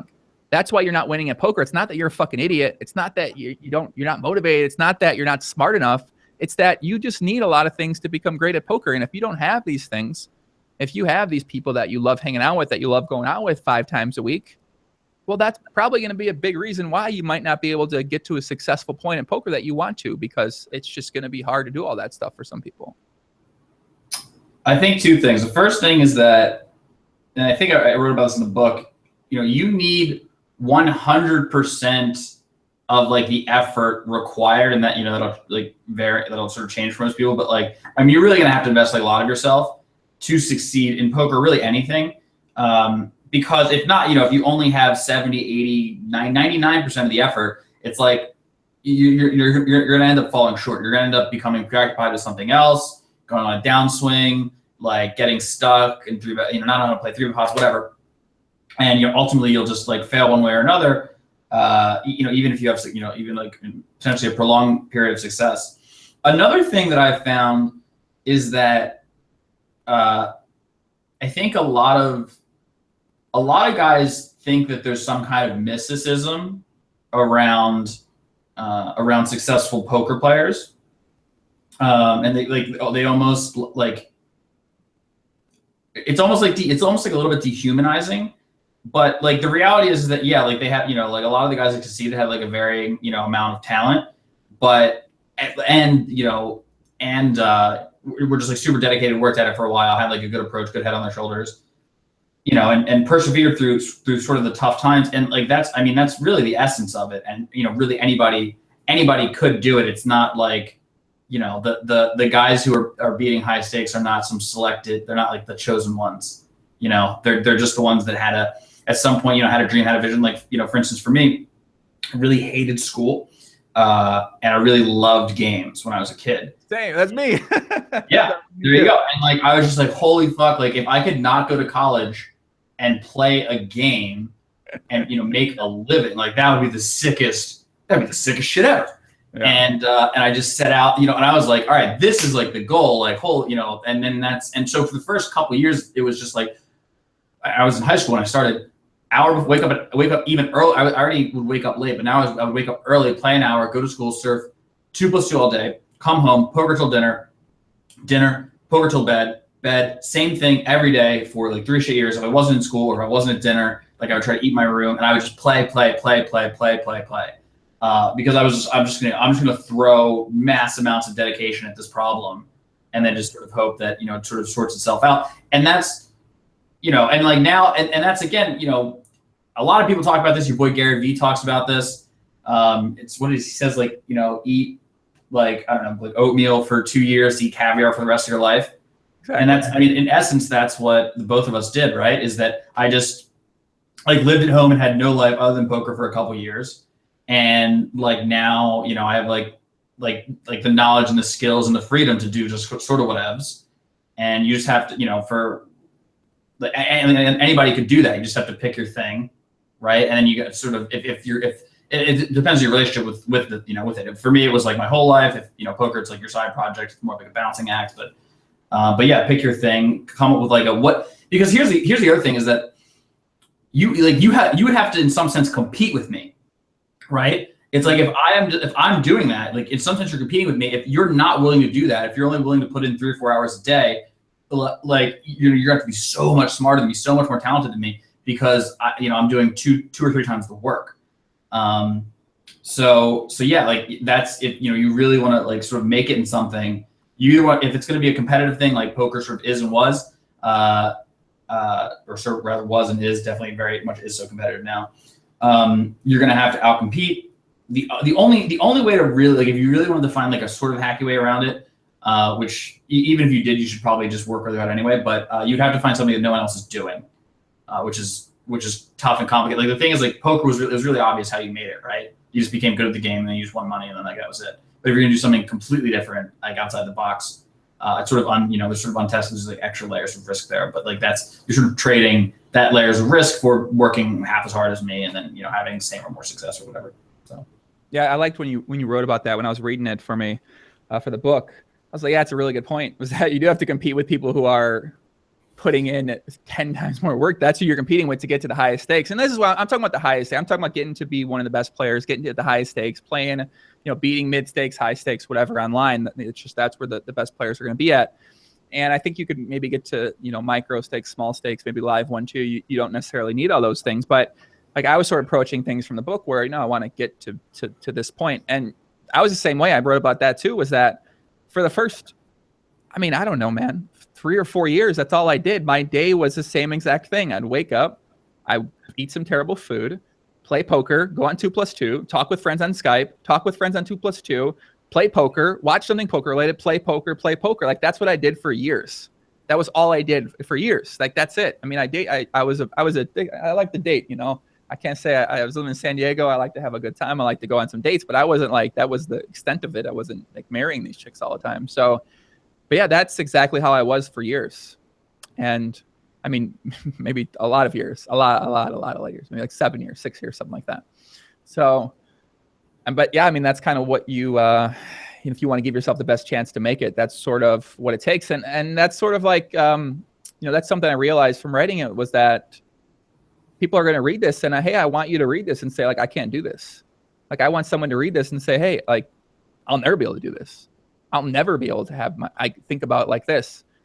And I think you can make it at some level to win at poker, but for people that say like they want to get to this point, they want to get to that point, like it's just not going to happen for a lot of you guys. That's just what the truth is. It's not going to happen for you. You don't want it. You don't want to do the things that it takes to do it. And that's okay. But when you become aware of that, I think that's good for you because it's going to save you a lot of questioning your own soul and your own life and your own mind and wondering why you can't do it. And that's just simply because it takes a lot. Yeah.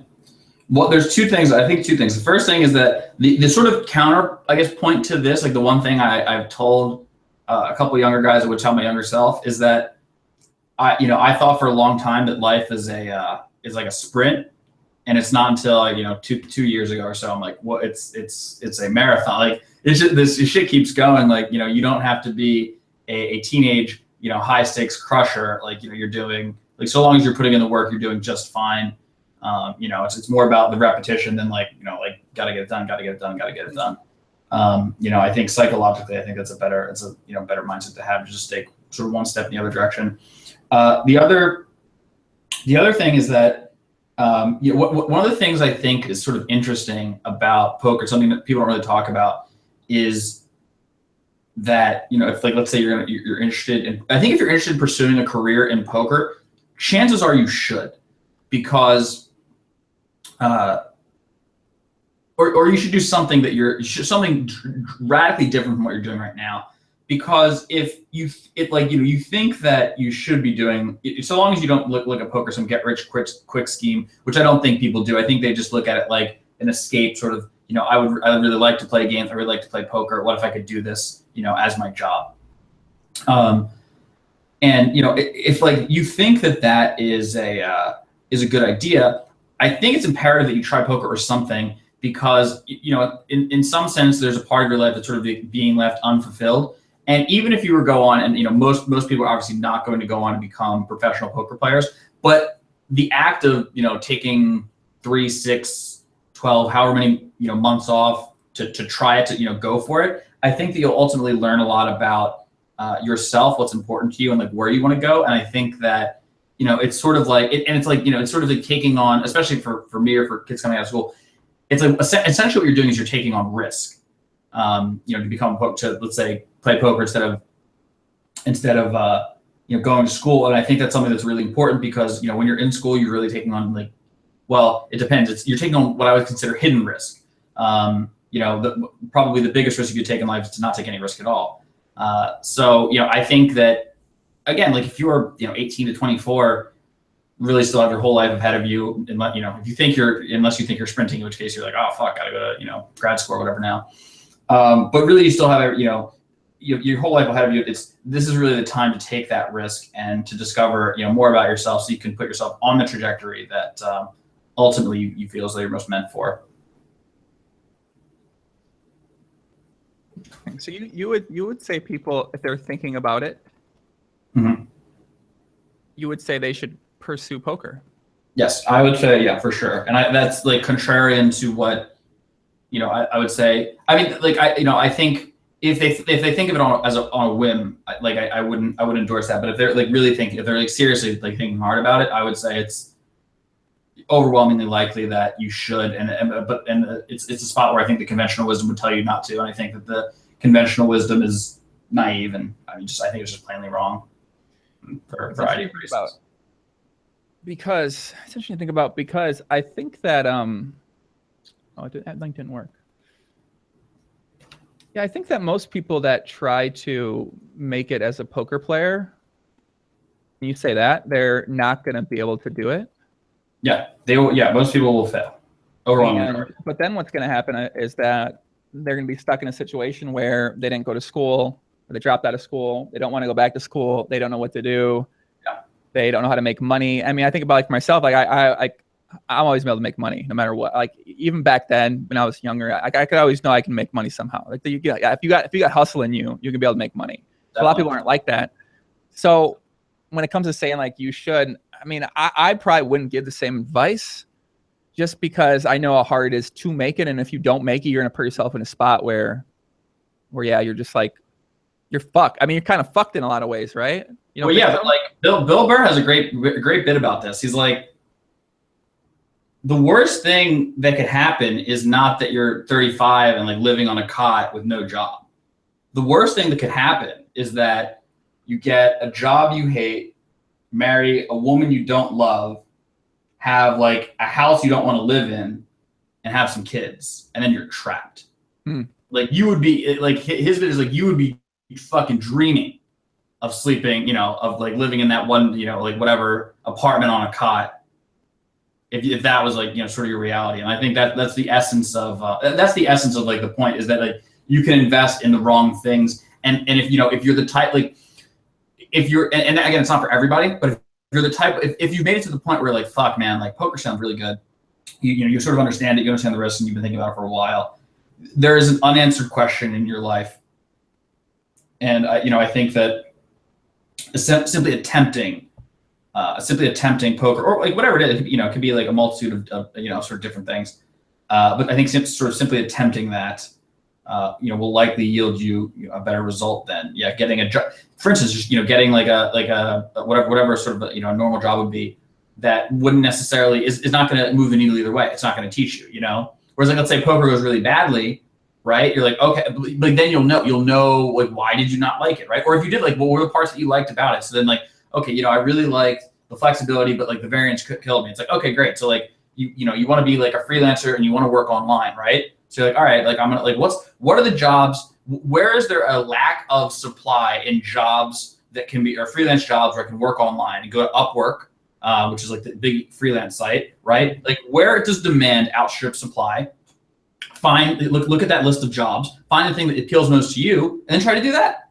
And then like and then that's what I'm saying. It's like it starts off on this like this trajectory where you're actually gonna figure it out. Whereas like if you go to I think fucking school and like a job is just like for so many people is just like an enormous mistake. I think it's just so like the thinking around it is just so shallow and like it's just like very shallow. It assumes values, like everyone has like the same value set. It never challenges you to question your beliefs or like find out what your beliefs are. Like for me, and this is again sort of specific for me. I'm sure there's a lot of people that do really well there, but it wasn't for me. And I know a lot of lab members, a lot of poker people, feel very similarly. And I don't think the other thing is I don't I guess I feel as though it's important for me to say because there's not there's nobody I guess that has really gone on that their sort of own path and sort of been successful that can like have convictions around those things. This is probably stuff that a lot of guys are looking at and being like, holy fuck, like like I agree with like a small percentage of probably like I agree with everything he's just said, right? But like they didn't have like a role model to associate with those sort of beliefs, and they're again not conventional. If nobody else like can sort of like corroborate their beliefs, it might they might have sort of less conviction of them, behave more, sort of go more with the sort of crowd, but ultimately they're not really solving their they're probably just doing what other people want them to do rather than what they want to do. So do you think that echo 24 echo. Oh. You turn it down a tiny bit. We're good. Okay, we're good. Are you freeze? Oh, you're still there. Okay. So do you think that you think that you might be maybe not have an understanding a little bit of knowing people who maybe took this type of risk and didn't go to college and sort of pursued something and then end up in a situation where they're 24, 25, have no money and have no idea what to do with their life. They don't know how to find another trade on an Upwork. They don't necessarily know how to find a skill and then seek work on their own. So they end up getting like a job at the restaurant and go back to school and they're 28 or think about it, but they don't. And then, you know what I mean? So like, I feel like that's more of the type of people that I know maybe that, when they try to take that risk, that's the position a lot of people are going to end up in. Most people are going to end up in a spot like they just don't have sure, it seems easy to say, hey, if poker doesn't work, or if you try poker, it doesn't work, then you can still make it in many other different ways for yourself out there, especially with the internet these days. It's easy to find a direction and make money. But a lot of people don't necessarily know how to do anything like that. They don't know what Upwork means. They don't know how to, like, once they fail poker, if they try poker and fail, they don't know how to go do something else. So you're saying in this instance, they do not go to college. And this is kind of in the idea of not going to college realm, correct? Well, a couple things. Like, the first thing is that they're still probably in a better spot because they're not loaded in a mountain of debt. So like, I would still probably take that person or that situation. The second thing is that this isn't like a plea to like do nothing. This is a plea to, it's like your life, like I would say the way that people raise their kids generally, and like the way the education system works, is that we just create a bunch of people who are wholly unequipped for the economy. And I think there's a giant student loan bubble, and I think that there's just like a bunch of people that like aren't that just like have just spent time learning skills that aren't really valuable to the economy. And I mean, this is really a plea to like, listen, like you kind of been like let down by the system. and you're like, but like don't like whine and bitch about it. Like no one cares. Like this is just you're just gonna have to figure it out. Like this is just what life is. And like now is like sort of your chance. Like now you got to get educated. Like I'm not against education. I'm just against school. So I'm not entirely against it. I'm mostly against school, but like not entirely. But yeah, I mean, like this is like it's not like you just play a little poker cash. It's like it's your 20s. Like now is the time to like figure this shit out. So you need to be playing poker, but then also focusing time. You got to read, or you got to like like now you have the internet. You can a million podcasts you can listen to, YouTube content. There's just absolutely no. It's like there is an epidemic of opportunity in this world, an unprecedented epidemic of opportunity in this world, like has never been seen before. So like if you're crying like you can't figure it out, it's just because you're not putting in the work, you're not learning. Mm-hmm. It's just there's some other things that go along with it. If you're willing to learn, and I mean this is what I agree with. If you're willing to learn, if you're willing to read, if you're willing to consume the knowledge that's out there on the internet where you can literally learn anything. I've learned how to do more things in this past 6 months that I could never have learned 10 years ago without the internet. I've learned how to create videos. I've learned how to use Adobe Premiere, Adobe After Effects, Photoshop, make music, or learn how to play some music. Not really make. I mean, even make music to some extent. So learn how to work out, nutrition, all these different mindset stuff I've learned from the internet, basically. So if the internet wasn't around, I never would have been able to learn any of this stuff. So there's just so much. Yeah. And it's free. It's free. This is shit that like you couldn't pay for like 30 years ago. And like now it's just like at your fingertips. It's free. Yeah. It's like, it's again, like anybody, like, I don't care what your situation is, you can have access to the internet, you can go to a library, like you can like you can get your ass on the internet. And you can learn. Like it's, it's doable. You got to want it. And it's like you're going to sort of get out what you put into it. So. The internet was invented 10 years ago. Man, listen, I don't fucking know if the date's correct. Nolan and MJ, all right? Calm the fuck down, man. Jesus Christ. The internet's invented 10. All right, calm down, dork. For fuck's sakes, man. Got it. The internet was invented 10 years ago, okay? Jesus. What are you talking about, dude? The internet, the dot-com bubble happened in 99. That was 20 years ago. My God, listen, I don't know 10 years ago, man. I wasn't on. I wasn't seeking out information. Well, 10 years ago, I wasn't on the internet seeking out information. I was watching I was getting out of line, man. Gambling on MySpace, trying to pick up girls and have sex with them, man. I mean, come on. Like I wasn't looking up information. You know what I'm saying, man? 21 years old. Yeah, you're dumb, getting out of line. Dave's Dimes. We have I think I'm gonna ask this comment because Dave's Dimes, you sound a little bit delusional, but we'll get to your comment too. Liz Faney says, you both have projects to help others to achieve more level on poker. What is the public you are pointing? The ones that have been playing poker for years and don't know what to do, or to motivate people to learn good poker? I asked because I'm starting and I'm really motivated. I study a lot. It's difficult, but I don't want someone that tells me it's too difficult. Drop it. Now that we have more access to information, shouldn't this be easier a little? Thanks. Is that you want to? Okay, I'll take it. Well, our stuff is for both. I mean, we've had a lot of guys that broken even or have been losers for a long time, and then they just start using the lab, and they're like, "Holy fuck!" Like, and then, by the way, you could just search this stuff out. People just send us just tell us stuff like on their own accord. We post it on our testimonials page if they're cool with it. And yeah, we've had and also like a ton of new guys. So I mean, yeah, really anybody and everyone. It's just we just break. I mean, it really is just like a track from getting started to getting to like understand how Doug and I approach the game. And and we try to make it as simple, as sort of comprehensive, but at the same time like simple. Like you can like learn this shit, start doing it, change your game, and play more like us, start winning as possible. So yeah, I mean really the whole spectrum. We have teenagers and we've got guys in their 50s. We got everybody. I love the Upswing Facebook group. There's some funny motherfuckers in there. I like the guys that post the sick grass, man. They're like, yeah, I started winning at my 1-2 game. I made $1,000. I'm like, fuck yeah, man. That's awesome, dude.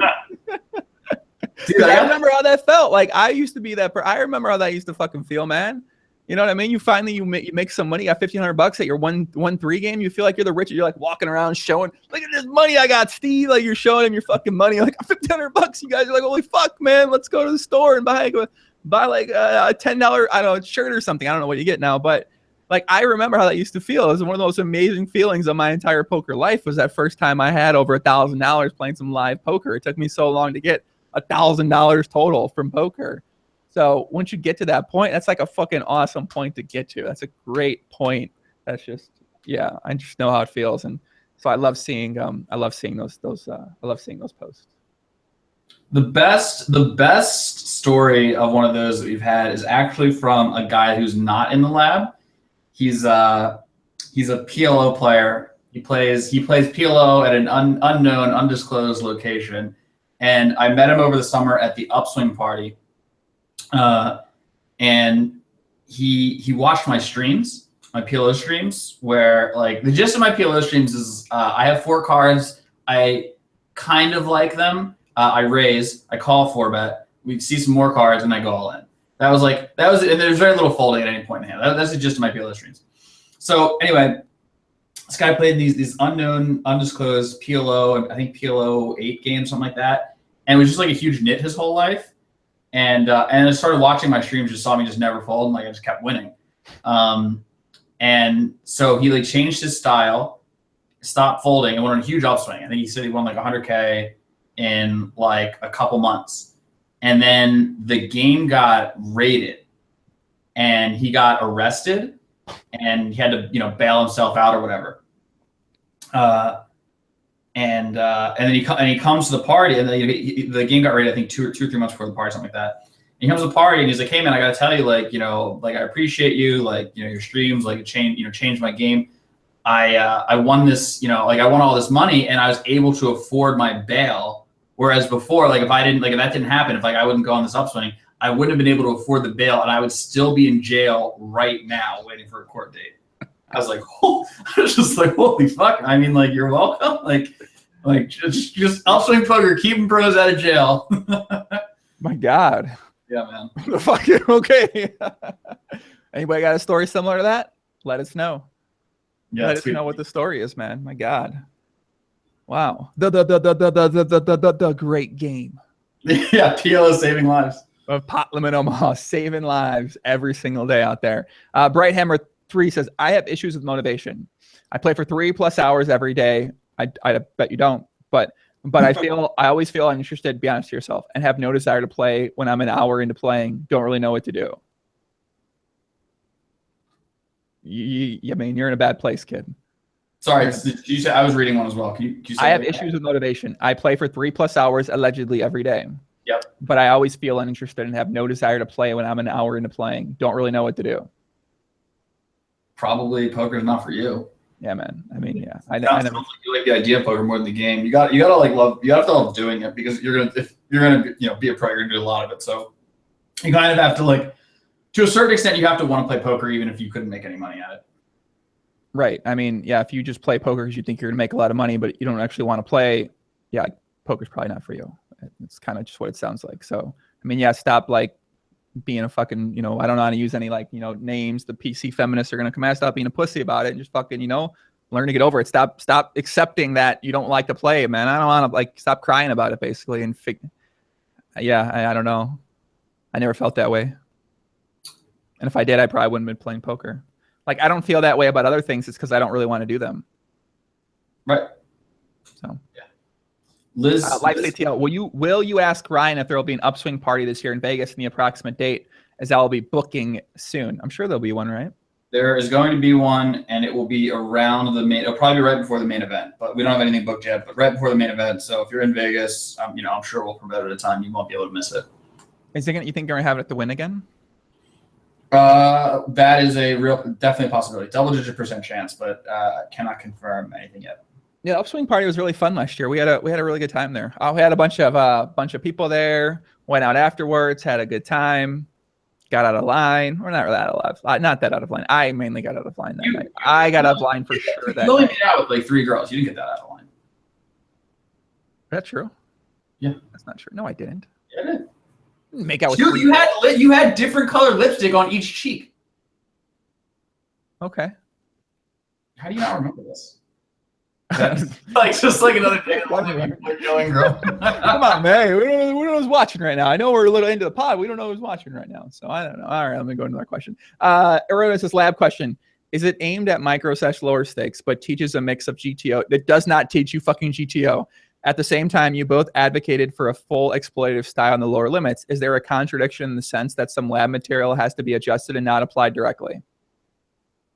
I mean, the gist of our strategy is that, well, first of all, no one plays like, even Libratas doesn't play a GTO strategy, but like it uses a lot of math.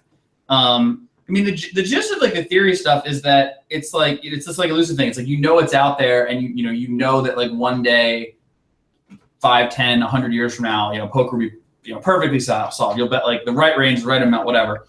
And you know that's out there, but you don't know what it is. And even if you did, like, a human wouldn't be able to execute it. So like, it's just, you understand the importance, and you can sort of directly see the importance of being balanced. If you always check fold in a certain spot, people, put a lot of bluffs in that spot, or, a lot of big bets or whatever. And your range is in a tough spot. So then you mix in some strong hands there.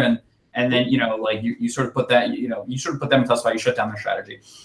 What the lab is that, it's like it's like a fundamental sort of like strong, like opening, strategy. But then, yeah, like, we will deviate. And I talk about this extensively in the videos, about, it's like, oh, okay, well, if this guy's three betting, this amount, we're going to, change this.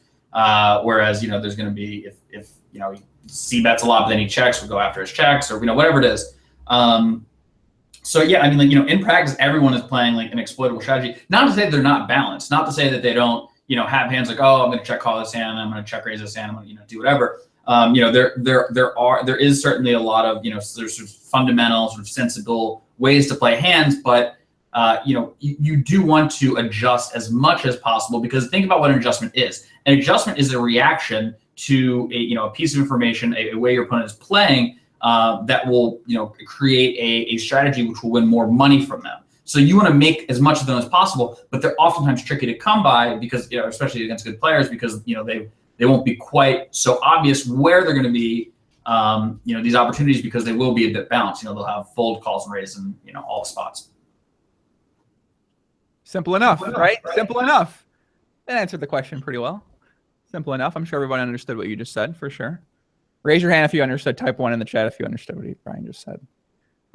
Ferrari says, are Doug's glasses that he always wears Adidas? Probably. Let's see. Bright hair. I don't know, man. I don't know. What other question? You say you got people coming over there or something? Yeah, I have some friends coming over. Allegedly, you have some friends coming over. Allegedly, they're from England, so they might be running a bit late. You have some English friends coming over. I didn't know you're friends with English people now. What happened? What's up with this? Dude, worldwide, man. Everywhere. Is that what you've been doing? You've been meeting people from England, huh? I have. Yeah, I've been meeting a lot of different people lately. I've been in the mix. Been in the world. Been meeting people, huh? Yep. Expanding my horizons. I like that a lot. Let me get some shout outs in the chat, man. Hold on, man. I ain't gave a shout outs in a hot second, man. Joe, you're one sexy guy. Thank you for our I appreciate that, man. Let's see what we got out there. My buddy Liam, Lee Jan, what up, puppy? Marco Lynn, what up, Marco? Luke, I'm your father. Hello, Luke. Miko says, do you know where is Latvia? No idea. Ming the Merciless, what's up, puppy? I grind this, my guy. What up? I grind. What up? What up? Liz Faney, John Blaze, Dark Fangs, the Magician, NM Grinder, plus EV as always. Great pod, Ryan and puppy. Much love. Vincent, run to da. Joe I, legend, greets from Amsterdam. What up, Amsterdam? Go out there and fuck some hookers and smoke some weed tonight, baby. Go to the Red Lab. I'm kidding. Don't do that. Martin Vando Ost Kolamosa, Casey Grumbick, the Spinach, D-Boy, Floyd, Grun, Chris P, Nonstop, Logan Stanley, Puppy 1000, LA here. Remember, he's got a book. He's in the book. LA_here. He had a quote that we put in the book. People like that quote too, by the way. Benjamin Mintz. What'd you say? What was the quote? Yeah, I don't fucking remember the quote now that you mentioned it. It's a good quote. Hold on. It's a good. Let me pull up the book. Well, he's here. I mean, can't he tell us? I don't remember what the quote was. Didn't you just give him a shout out? He's right here, right? Yeah. Tell us tell me what was the quote. It was what was the quote? Damn it. Yeah, you can't climb the ladder of success with your hands in the pockets. Solid. I mean, I don't know if he made that up, but you know, whatever. Allegedly he said it. Here. Seriously serious, my guy in the chat. What up, Thomas Puppy, Derek Cole, Ruben Bahaman, Arthur Yojonio, Carlos Montero, Mami Calamita, Caramonserada, Boda, Baby Quesadilla, Benjamin. Did I mention everybody? Derek. Okay, I got everybody. I think I got all the people. Beat my meat to eat. Damn, I'm in. Let's see. Not Jason, I swear. Jaburo. Hey, I took down my first 25K last night. It felt great. What are you talking about, man? You better show some fucking speech, say some bullshit like that. Come on, cuh. Toot says, how long did it take to write the book? I wrote the book in 11 days. I won $2,000 on a side bet, and I published it and wrote it in 11 days. That's it. So, guys, let me take some questions from the chat, man. What you got coming up here, Fees? What you got planned up, man? What you got lined up? Let's see. I'm gonna be playing on Live with the Bike several times in the upcoming month. Hopefully, we'll be there when you're commentating the PLO. There's gonna be Doug Polk week here live with the Bike. I'm sure I'll play, and there's gonna be some cash games. I'm sure I'll play in a couple of those. And I have a lot of Doug's got his heads up course coming out. I have a live poker course coming out, but that'll probably come out later this year. And I haven't quite finalized them yet, but I have some very interesting, after a year of doing the lab, like I see there's something I kind of always wanted to do in terms of like poker training. And I'm going to play sort of like a variety of different stakes, get big samples, and then sort of like apply a very exploitative strategy. And then, have like I'm going to carve out like a very specific, very exploitative strategy for all the different limits. And that's going to be a lot of what I think the lab content for this coming year is going to be. So, sort of, again, like the most practical, most helpful stuff. So yeah, that's gonna be coming soon. I'm really excited about it, and yeah, that's pretty much it. So wait a second, you're gonna play like 100 hours at 5 cent, 10 cent or something? Something like that. Yeah, I'm gonna become the sickest 5 cent, 10 cent ball like in the game, and figure because like there's a lot of spots there. It's like a couple things. There's like a lot of spots where I'm not 100% sure what the answer is. I don't 100% know what's going on in the game. And I know that there's also like a lot of like dramatic adjustments I would make to all the different limits. Mm-hmm. And I notice it's definitely something that's tricky for, to really, because it's easy for me and Doug to make really big adjustments because again, we've been playing so long, like we know the entire structure of every decision. So like an adjustment for us is like seamless. But for a lot of guys, they're just sort of like listening to what we're saying.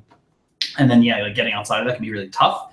So I'm going to show a more, this wide like range of things that are going on and show really, like exactly where that edge is coming from, really how to push the limit at each level.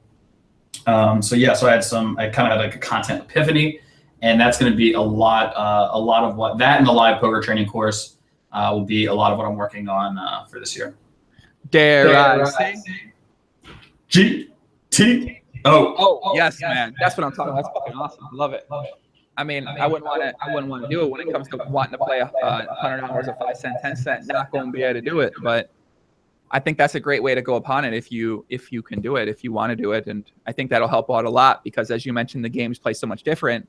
So if you actually put the time in those games, you're gonna be able to give much more specific feedback on how to adjust, on how to play, on how to approach it, on how to think about it. Whereas now you can kind of only theorize what you think might be best. When you actually do it, now you're gonna know for sure. That's right. Yeah, and that's kind of my whole spiel is that like, yeah, I'm getting away from the theory as much as possible. It's like all about the applied practice stuff, That's where all, that's where the value is. That's where, the only thing people really give a shit about, 99% of people give a shit about is like, I want to make better plays. I want to, win more money, right? And like that, so that's, I think this is the best way to do it. So get it done. Jesus says, I bet he can't even beat 10 cent, 25 cent ACR. Well, we'll find out. Find out. I don't know. Can he? Who knows? or maybe not. Maybe those games got maybe there's something going on down there that I can't quite wrap my head around. The bots may beat you. I don't know. I mean, listen, I want to play PLO bots. Okay, I know. I'm scared of PLO bots. I want to play against them. I want to know their bots. Tell me you're a bot. I want to play. I want to battle you. I want to play. They have 8 or 12 cards though. Oh shit, you're right. Never mind. Like that's what I'm saying. Like I'm down to battle some bots if they don't share the cards. Like if they like, you know. Yeah. Hey, what about this bot versus AI challenge? You think this bot was cheating? Is there any possibility this bot could have been? I mean, like. I don't think so. I do think that, like, I know that academia is, when it comes to this sort of stuff, is like, you know, very like cutthroat. You know, sort of like super, like, I think sadly, like that whole world is like super results oriented. And, you know, I think that for any big study or whatever, you know, it's really, you know, sort of really important that they get sort of the result that they want, so they can, you know, can sort of further the research. But I don't think so. I think nice setup. I think this is a fucking beast. I think that Gnome, who built it, is a genius. And yeah, I'm just like I'm just sort of wholly impressed by the whole thing. Okay. I mean, yeah, I don't know. I read something interesting. There's an interesting article on can't remember. Did you read that article? Where's that article at, Ryan? Which one? Brains vs. AI? Yeah, it's a very good one. They just wrote one. It was in some sort of, it was in like the Washington, something New York Post or New York something, or like Vice or some shit. I think it might have been Vice. I can't remember. Wired, something like that. There's a really good article they wrote about it. And they talked about how they made adjustments with the bot, how it adjusted so fast and all that kind of stuff like that. So. Yeah, I read one of those articles, but I mean, like, I was like talking to the guys, so like, for the most part, I didn't read as much of the stuff. But yeah, I mean, like, I don't know exactly. Like, I think it really just came down to pre-flop. Like, they were, you know, and it actually really makes a lot of sense. This is actually something I thought they should have done the first time. Like, they tried to do a mixed pre-flop strategy, which I thought was like a bad idea, because it's really hard to balance, and they're nowhere near solving it. And it's for like the humans, it's really easy to look at each of the ranges and then just sort of like run them over. And so like, I think just picking a more fixed pre-flop strategy, which they ended up doing, you know, like if you sort of see the graph, it's like they won a little bit, they sort of lost a little bit, broke even, looked like, you know, the humans were coming back, and then just started trucking them after they're like, all right, that's it. Just like 2.5x the button, and then just like, you know, go from there.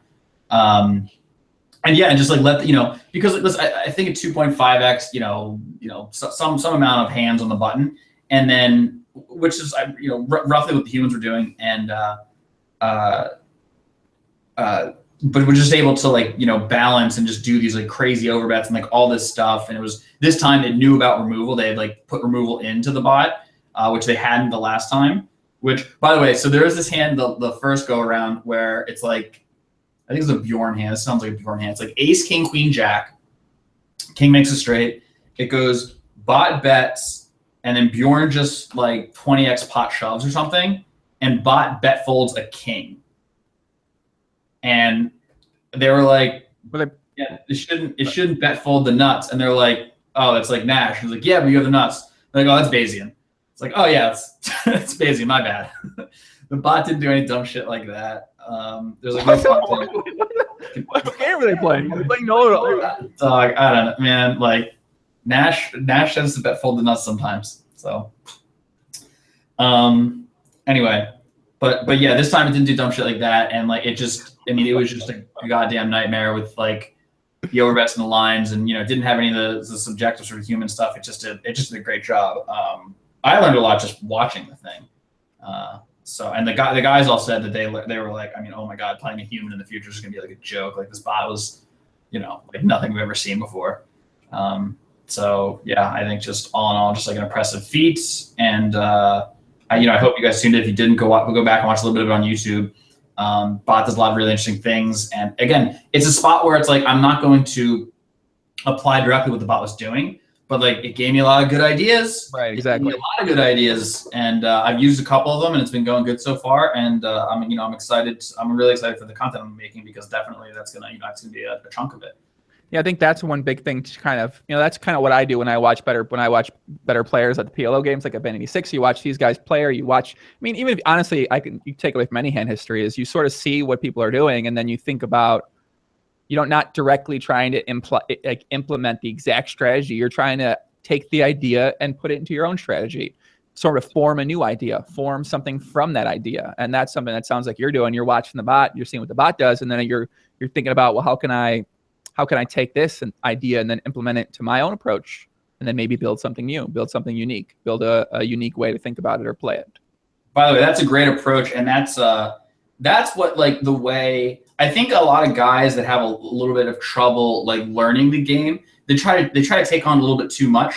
Like, you should really take on small pieces. Take on the piece that you can master, right? Like the piece that's like, oh my God, that's perfect. Like, I'm gonna start 4-betting ace king or whatever.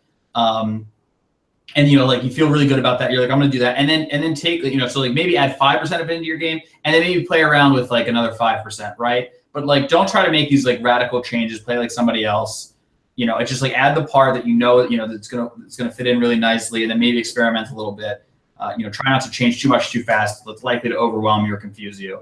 And then it could create like a negative cycle. Like, oh, every time I try to change, like it doesn't work, and then I go back to the old strategy. That doesn't work. I don't know what to do. Blah blah blah. Just incremental. That's why poker's challenging right here. That's a big reason why it's challenging for a lot of people, is because they're trying to learn the button, the small blind, the big blind, the under the gun, they're mixing their strategies together. They're not learning anything properly at all, and they don't even get great at one spot, and they're just sort of okay in some spots, and they win a bunch of money in spots where it's cooler versus cooler, and like it's just sort of natural to win a lot of money in that spot, but they're not really winning money in the other spots that it's not natural. And I don't know. Yeah. What do you think about the Lyman versus Polk? Is that actually happening, or is that not? That is actually happening. I'm gonna tune in. I'm definitely gonna tune in. They're playing heads up. I don't know if Lyman knows that Doug plays like PLO. He made it half and half. It's gonna be a lot of fun. I bet you this is what I bet happens. I bet you Doug loses the no limit and then wins the PLO. Yeah, okay. That's my prediction. Doug loses the no limit but wins the PLO. Feels like it always happens to you. Like, he'll play like, I think when he played somebody. It might have been Mercier, and like he beat him in like a bunch of games, but then like lost to no limit. I don't know. It's happened a couple times, but yeah, that is my prediction. That's strange. I guess we'll find out about that. That'll be interesting to see. Let's see. Are you gonna be here? When are you coming? I'm coming on probably the day of the Poker Awards. When is that? 22nd, 23rd, something like that. Okay. And then you'll be here afterward. Gotcha. Yeah, I'll be afterwards. Yeah, I'm gonna be in Vegas before that, shooting a professional television show, or not television technically, but digital show. Hopefully, we'll see. I'm looking forward to that. Nobody knows about that. I haven't announced that yet, and that's the extent of the announcement. But safe to say, it should be pretty fucking interesting and fun to see what they come up with for this. So, I mean, the premise of the show is already set, and it's gonna be fun, man. It's gonna be sick. Oh shit! All right, people bullshit about work ethic, but the amounts of Rose who got big by doing Adderall 1 hour a day. How do you know? You in there? Come on. How do you know that? You're just complaining and making false assumptions. So, Original Tony, have you guys ever tried any mental focus supplements for playing poker? Any thoughts? I have not, other than coffee. No. I generally don't recommend those types of PEDs. I would say you're better off with like exercise, sunlight, and kale. I think that there's no. Let's put it this way: there's no free lunch. And going back to like what I was saying about, it's like life is a marathon, not a sprint. You don't have to. You don't have to put in 12-hour days every day. You can. It's good for you to take time off and be a little bit more balanced, and it's just like as much energy as you can get up to focus on it. While you're so bringing those B+ hours, I would say dedicate all those and you'll be fine. Just give it time. Patience, big part of the book. Patience. Gotta have patience. Have I ever tried out any of these mental stimulation drugs? No. Maybe once in a while. Maybe I've tried them before in my life. That's for sure. And I got to tell you what, I like them. They're good. I mean, they are, though. I love drugs. Siri says, Joey, confirm joining Jimmy Stapler at Poker Vision. The Jamie and Joey show. Shout out to Jimmy. No. Hey, what did you see about those Twitch guys, the Twitch streamers? It's Jason Somerville, Tonka, Jimmy, and then Kevin Martin. You see these guys got nominated? I feel like there might be a guy missing from the list, man. I don't get, like, yeah, that is kind of like, I don't know, like, it's like almost like kind of comical, right? The dude won 3 tournaments on the stream. He won like $1 million. He won like $1 million in tournaments, played a $100,000 tournament, and played like 2550 and 5100 cash games on the fucking reg. Like, what the fuck you got to do to get I mean, like, so it's like when it's stuff like that. I don't know. I think like I don't know. It's just whatever. Like, yeah, listen, I saw the list. I'm like, wait, what am I reading? Like, it's like, wait, okay. It's like, it says America, first of all, and those guys aren't American, okay? Jason Somerville's American. I'm like, wait. So, and like, I get it, right? I know who was voted on, guys. I know who picked it. Like, I get it. But come on. I mean, come on. Mean, like, what the fuck? Like, come on. Come on. Just come on. You know, come on. Yeah. Come on. That's all I gotta say. But okay, my question is, if you're gonna put Doug on there, which one of those 4 are you taking off?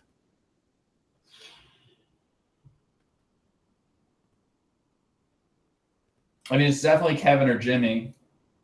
I would honestly say take off Jimmy. Kevin had sort of a breakout year. You know, like plays micro stakes, has done like got signed to Stars, had a lot of growth, made some good content, made me laugh once or twice. Yeah, I don't know. Yeah, I would give it. It's a close spot for sure. But I think it could go either way, but I think I'd just edge out Kevin. Kevin or Jimmy? Sorry, edge out Jimmy. Sorry. I mean, I don't think it's like a bang bang to say, hey, we're gonna take Jimmy out of that, but yeah, I mean, I'd probably take Jimmy out of that too. I think Kevin's done shown a lot of improvement, starting to have a lot of really good results, and but yeah, I mean, I whether Doug would win, I don't know, and I think something you'll take like Jason. I think Jason's gonna win. I don't think he should necessarily win. I feel like he hasn't streamed, like he's barely ever streamed really. I don't know, he streamed maybe a couple months out of that, if anything. I really feel of the list, Tonka deserves it the most. That's what I was thinking too. I think Tonka's probably should win. I don't think he's going to win. I think Jason's going to win, but yeah, I think he's going to win. Yeah. I think Tonka's going to win. Best podcast of the year, Poker Live podcast, nominated for an award, 3rd year in a row, nominated for an award. Me versus Daniel Negreanu in his 6 episodes in 2016. Congratulations, January, to really fucking put it out there. And then Poker News podcast, and then my boys over at 2+2 Pokercast. So I did 86 episodes with almost a ton of the big stories in 2016, and literally had on some of the sickest people that you could ever have on a poker podcast. How do I talk a scenario out, or how I do not win this award, Ryan? You can definitely not win this award. You can dude, they just make up it's almost like a choose your own adventure with these type of things. I mean, I would say I'll protest. Listen, if you don't win, I'm in full protest. Yeah, I mean, I was thinking there's no way I can't. I literally, how could I not win? I had a Jacqueline Moscow story on there. I had Bipper on there. Listen, you're making a lot of logical arguments. I'm going to stop you right there. That's not how this works. These are highly subjective, largely emotional, factors that will weigh into deciding who wins what. My podcast with Daniel, by far, but podcast with Daniel on my channel is better than Daniel's podcast on his own channel. Daniel has a podcast. On his own. He's got a podcast. He's got 6 episodes nominated for Podcast Award. Yeah. I'll have to watch that. 6 episodes, 2016. All right. Well, I'll be rooting for you. I even bet on you. I think you're a favorite. Listen, Thinking Poker put out 52 episodes. Fuck you guys. Danny Negreanu, 6 episodes. Then. So wait a sec. How does Doug not get nominated? I don't get it. You know what I mean? If Doug, you know. The one thing I will say about these things is that they tend to be. I feel as though they tend to be a year behind. So he might be nominated next year, even though he's not going to do that much on Twitch. Nope, that's not true. Daniel's nominated. That's not true. What do you mean? Daniel's nominated. He just started his podcast 2016. He's got 6 episodes up there. I mean, maybe they needed a 4th. Or maybe the podcast is fire. Maybe it's just the sickest. I mean, I haven't seen it. It could just be the sickest podcast. I mean, there's some episodes I think he's talking strategy in there. Yeah. I mean, dude, did you see the Jacks video? He just let the cat out of the bag. King 4 off better than Jacks is a 3-bet. Like little did you know that King 4 off realizes 300% more equity than it's supposed to after you 3-bet and the 3-bet pops. So yeah, just flat Jacks and 3-bet King 4 off. Yeah. Is that true? That's true. That's true. He did the calc. Yeah. He brought up his Hold'em manager and he looked. He filtered for EP open, NPR LP call, and then big blind 3-bet. All of his King 4 offs are just winning it, just like 300 big blinds per 100. It's incredible. But he shared that on stream for people to take in? Gave it away for free. No way. Yeah. So that's crazy, man. I can't believe Daniel's giving back like that. I mean, I like it. I like Daniel's in the streets, man. I like he got the content. On Tuesday, you get strategy. On Wednesday, you get a kid poker hand. Another day, you get a podcast. I like it, man. He's coming with the balanced. He's GTO. He's a high stakes player. I like it, man. I mean, like he did the same approach Doug did with the video too. I really like it. I like what he's got going on there. It's nice. Yeah, it's good. I think it's great that Daniel's doing stuff though, because so many people know Doug know Daniel that don't know anyone else on YouTube. So I think he's going to bring a lot of new people to poker YouTube, and that's obviously good for everyone else that does poker stuff. Sure. Yeah, I was ecstatic when I saw that video. I was like, this is perfect. I mean, this is like, things just keep getting better and better. Yeah. Damn, Pocket Jackson King. Okay. Maybe you could do some PLO strat. That'd be fucking great. Dude, that would be the sickest. That would be super sick. Oh man, I hope so. I hope so. Let me take a couple more questions from the chat. Jay Nandez says, where'd you find that at? It's on his YouTube channel. Nenjek Jimnik says, can you do a shout out for Jaxt TET39 boss? Wait, is his name Jax Tet 39 boss? Oh, okay, you're asking me, boss. Okay, thank you. Shout out to my boy Jaxt 39. What's up, puppy? What's going on? When is ACR going to go down like UB, AP, full tilt? What do you think, Ryan? Any big predictions for 2017? I don't know. I have no. I think that's a real risk for sure. But I have been, nothing but like hopefully impressed by. But really both of them. ACR has been around since 2011, and Bovada fucking forever, like 15 years. And yeah, without a hitch, they, especially Bovada, they're super shady. They keep it on the low. They're always zigging when the government's zagging. They've done a great job, and I don't think that past performance is necessarily a predictor of future performance. But yeah, they've done a good job, and of course you want to keep your bankroll as small as possible on there. But I think definitely real risk, but I think the guys that are really like worried, I think it's probably like less risk than they think. All right, I got some predictions. 2017. Cash games are eliminated for PokerStars. 2017, Dane Urano becomes the most popular YouTube poker player in the world. 2017, chasing the poker dream, the qualities of a successful poker player. The book that I have up on Amazon is the best-selling book in poker. 2017, Jimmy Stapler wins a big tournament, and now everyone will start thinking that he's awesome at the game. 2017 as well. People on Twitch stop spending so much time on Twitch, start learning how to play poker, become winning poker players, and then start posting graphs talking about how they got their start from watching Twitch streams. 2017, I'm living in a different country by the end of the year, and I'm married with a girl pregnant. Bees, got anything you'd like to predict for yourself, 2017? Yes. Well, no. I just want to. I just don't get her pregnant, man. Just get married, but like you can still leave if you're married. If you get her pregnant, well, I guess you're in a different country, but it's per combo, bro. I would. One thing I want to say about the ACR thing is like, let's say that you have 10K on ACR, and there's a 10% chance that over the course of the year it goes down. You actually have like, in theoretical sense, 9K on ACR. Just something to consider. I also think there is probably a double-digit % chance that like either of the sites goes down.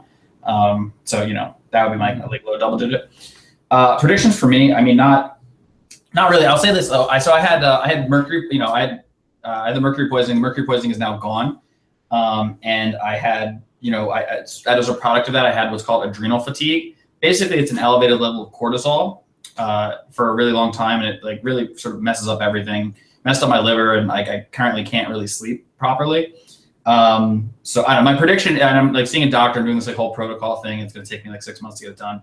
But really, the only thing I want to get done, or my only prediction or outlook for 2017, is to do upswing stuff and then get healthy and be good to go, man. I like it, man. Adrenal fatigue, huh? That's crazy. Yeah. It's it affects like a lot of people. There's a lot of people because like essentially what it is that the way that sort of modern life is structured, you're in fight or flight sort of mode mentally more often, and that's just your hypothalamus connects to your adrenal glands. Your adrenal glands produce adrenaline or cortisol, and then it just has like effects on your whole body. So now I'm doing this protocol where I take a bunch of stuff, and I'm like not allowed to exercise. I'm not allowed to get too excited. The whole idea is that my body is that, because I mean there's good stress, right? Like being excited or exercising, for instance. But my body's in a state now where he's just trying to keep it as low as possible, so my whole thing can reset, and I can get healthy. You can't get too excited. You get too excited. I swear to God, I'm like I gotta like. So we've probably violated that like 4 or 5 or 40 or 50 times in the pod. But yeah, I'm gonna have to, after this, I'm gonna have to go relax because I'm not allowed to get too excited. I gotta. What if a nice señorita comes over and maybe she wants to show you some? I am not allowed to have sex. So I can't do anything. I can read as much as I want as long as I don't get too excited. What the fuck? Wait, it's like, hold on, back up. What? You can't. How long? This phase should only last another like 4 or 6 weeks. Hopefully, we'll see. Because so what happened was, I had the mercury poisoning, and the mercury was an unbelievable stress on my body, and that's what like it just like I have like really bad adrenal fatigue, and I was getting better doing the whole treatment for it, but I didn't know my doctor didn't know there's such thing as like an adrenal crash. So what happened was me, Cheat and Tatiana went up to Big Bear and went on a 3.5 mile hike at elevate, like 8,000 feet elevation, like way before my body was ready to do anything like that. And it was just like beyond too much for my body. And like essentially what happened was I just crashed my entire system. And ever since that night, I have not been able to sleep properly. Like always wake up, my mind always turns on like too early, it ruins my sleep, and I like I'm mentally cloudy, you can't focus throughout the day. So now I have to like chill my system out and take. I mean, I've got my adrenal calm right here. I take an activated charcoal patch on my liver, bunch of other pills. I meditate every day, 5 times a day, all kinds of shit, and I just mellow myself out, let my body reset, and hopefully be good to go in 6 months.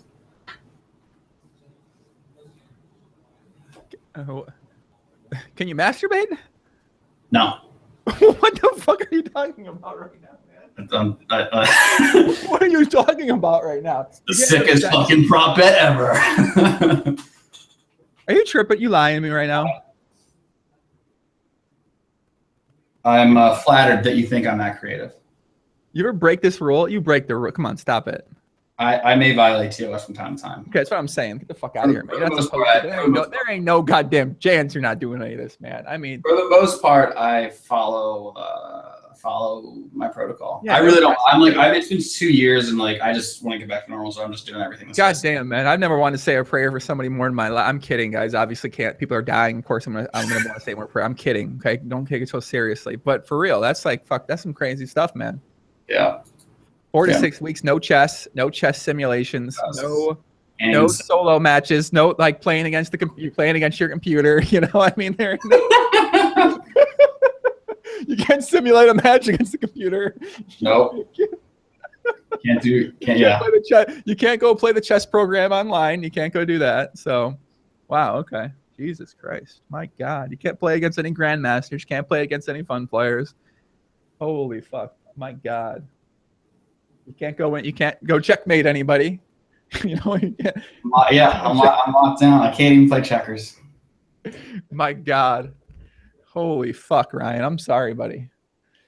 It's all right. It's all like I've actually, so with everything except for this in my life, I've always sort of, well, not necessarily immediately, but like in time, I've sort of appreciated.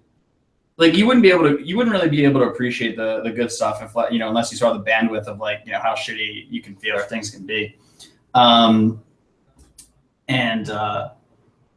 This has mostly just been terrible, like just absolutely horrible.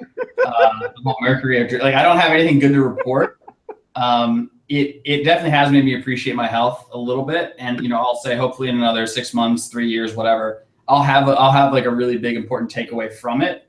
So. But I'm sure it's coming. It just like hasn't come yet, and that's sort of how I view it. It's like rather than like sort of control the river of life, I just sort of try to like more like float through it, and then just like don't. There's like that proverb where it's like there's like that wise farmer where it's like no matter what happens, he's just always like, well, we'll see. It's like a bad thing happens, it turns out to be good. A good thing happens, turns out to be bad, and sort of like vice versa. So yeah, I don't know. I just try not to apply sort of my subjective judgment. I just sort of like it happened. It is. I'm not gonna let it take over the rest of my life, and just whatever happens, and just keep floating on down that river. Man. Speechless, guys. Don't know what to say. Speechless. I never heard such a thing in my eyes. This is crazy. This is I mean, and I know, and let me take a comment. I can't say nothing. I got nothing to say. I literally got nothing. I'm like, Afro says your hair is awful. Joey, please cut it. Go fuck yourself. A lot of people in the chat wish me good luck and the best. Just thanks, guys. Really appreciate it. I don't know. I'm like saying a prayer, man. I got mercury poisoning by eating too much sushi and probably a little bit of onset adrenal fatigue because I have liver congestion, which probably, and then I think I had a little bit of liver congestion, mercury into more stress and more liver congestion. It like became like a vicious cycle.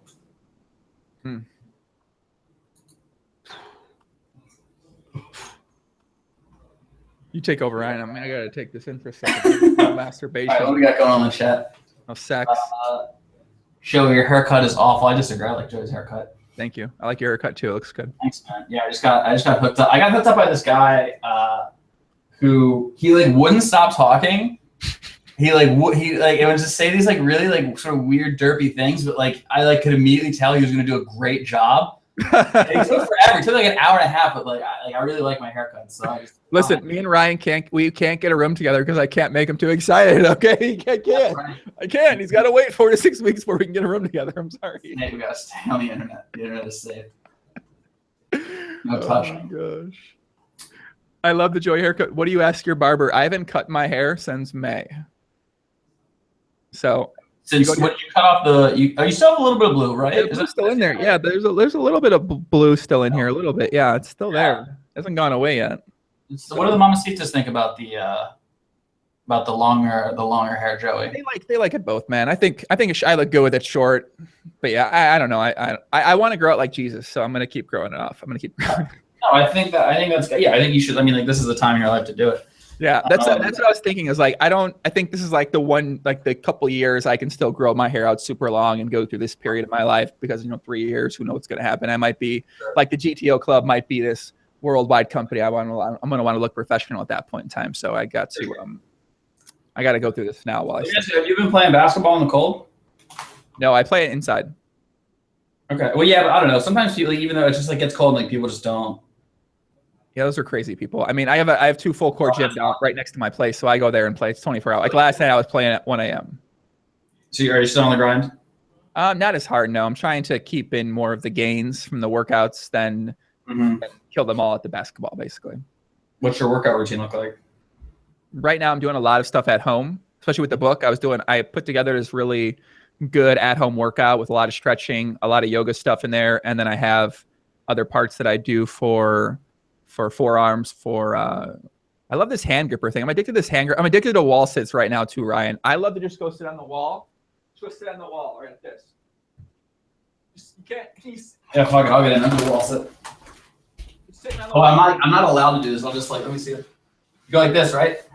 Yeah, that's it. I'm like slipping. Like my socks are too slippery on the. I put that core in. Oh.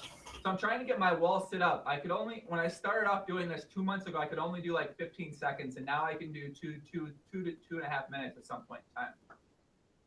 Do you just do like one time straight, or do you like mix it? Do you keep doing like intervals? Like you'll do that, do something else, come back to that. Yeah, I'll mix it up too, and then I'll do sometimes one foot as well. But now my muscles, I can't show my leg muscles in here, but there are some insane muscles I never had before in my leg from doing the wall sits and doing a lot more leg stuff at the gym too. So, but yeah, everyone do some wall sits now. All right, let me take a couple more questions. But yeah, I kind of want to go. I was thinking about doing a prep bet where I would try to set the world record, which is like 20 hours or something, but I don't think that's possible for me to do. Don't do that. Don't do that. Don't think so. How long can you wall sit now for? Between 2 and 3 minutes, which I don't think that's that long. So that depends. So I think that's a very relative. I think 3 minutes might kill me right now. Yeah, I mean, you definitely got to work your way up into it for sure. It wasn't always like that. So from the art of learning, I picked some things up about interval training. So I just like make up these random intervals on my workouts that I do and put these, I stack these things up back to back as well. And I picked that up from my trainer, from his workouts he gave me. So I got a, well, I don't know. I don't even know why I ordered this, but like I watched this thing. What are the mini trampolines called? A bouncer? I don't know. They have some name. It's just a mini trampoline basically, and there are like all different kinds of like workouts you can do on it. And NASA says that that's like the GTO. It's like low impact, and like that's like the GTO. Like that's what the astronauts use and shit. And I heard this and I was like, what? I gotta try it. So then I bought it, and then like I remember the next day, like it got like Amazon Prime the next day. I was like, oh, let's do it. And then I was like, oh wait, I can't. I'm not allowed to exercise, so I'm waiting on it. But I'm excited to try. Oh man. Someone says, do you shave your chest? I do not. Rebound. It's called rebound, right? Rebounder. Yeah. Rebounder. Okay. My buddy Angun says, what is Ryan's biggest passion besides poker? My biggest passion is really helping people. So my whole life, like upswing into like whatever else I'll do, will be oriented around helping people. Like I like long-term. So I have like a bone to pick with school. If you've stuck around, you've heard this obviously. And long-term, one of my goals would be to like try to help. And I don't know how this will be. Like this could be philanthropy, this could be a business, this could be God only knows. But would be to essentially just equipping people with the skills, the direction that they need to succeed in modern day life and become valuable to an economy. So that's like a long term. That's like I guess basically my long term goal. I like it, man. Yeah, and reading. I love reading. What are you reading right now? What book you got? I'm about to finish Tools of Titans. Have you read that one? Yeah, I read through it a couple times. It's kind of like, so here's what I was thinking about reading lately. I've been thinking about this, is that like two schools of thought. One is kind of take away the big ideas from the book, like one big idea, two big ideas, and try to focus on just implementing that into your life. And my other idea I've been kind of thinking about is that just kind of consume a lot of stuff. And then it sort of like, I feel like maybe actively you can't bring up the information, but subconsciously, if you keep reading through similar stuff, you retain it in your mind. And then at some point, the dots connect, and at some point in time, this stuff sort of becomes you. It becomes what you know, and it becomes more of something that you can actively bring up or remember or you think about. But I feel like I'm kind of like bouncing through things. So I feel like I read a lot of stuff, write a lot of notes, but if you're like, oh, name like one thing now that's most important from like this book, I'm like, well, I couldn't name it. But if I go reread through some stuff, I'm like, oh, well, this is kind of how I've been thinking about. This is kind of what I've been doing or what I've been kind of changing about things. So I'm kind of like trying different strategies for reading books right now. What I started doing is I started taking notes because like I knew I was going to start reading a lot. So I just started taking notes in the books of just whatever, just like things I wanted to like come back to. And one thing I might do at some point, I don't have as many hours as I would like to because I'm too tired all the time. But so and I obviously spend most of my time working on Upswing stuff. But at some point, I want to go and like put all my notes from the book, like compile them online, and then I may share them in some way where you can like rather than read the whole book, you can get the clips, and then if you're like really into the clips, maybe read the book. Mm-hmm. But yeah, that's something I started doing. I also started using something called Spreeder. It's like a speed reading like program where you just take the text, you get an ebook or take the text of the book, put it into the program, and then it rapid fires the words at you because you can read up to like 1,000 words per minute, but most people, for like the way their conscious mind processes words, they read around 200 or so. So obviously from just like a pure efficiency standpoint, it'd be advantageous to be able to read. And essentially what you do is your mind says the word out loud in its head, but it doesn't have to. It could just like, read the word, move on to the next one. Comprehension problems, but you can improve them with a lot of practice. So yeah, I started doing that on my laptop, and then like, I'll pause it, I'll go back, and then I'll, type some notes out and whatever. What's the name of this program?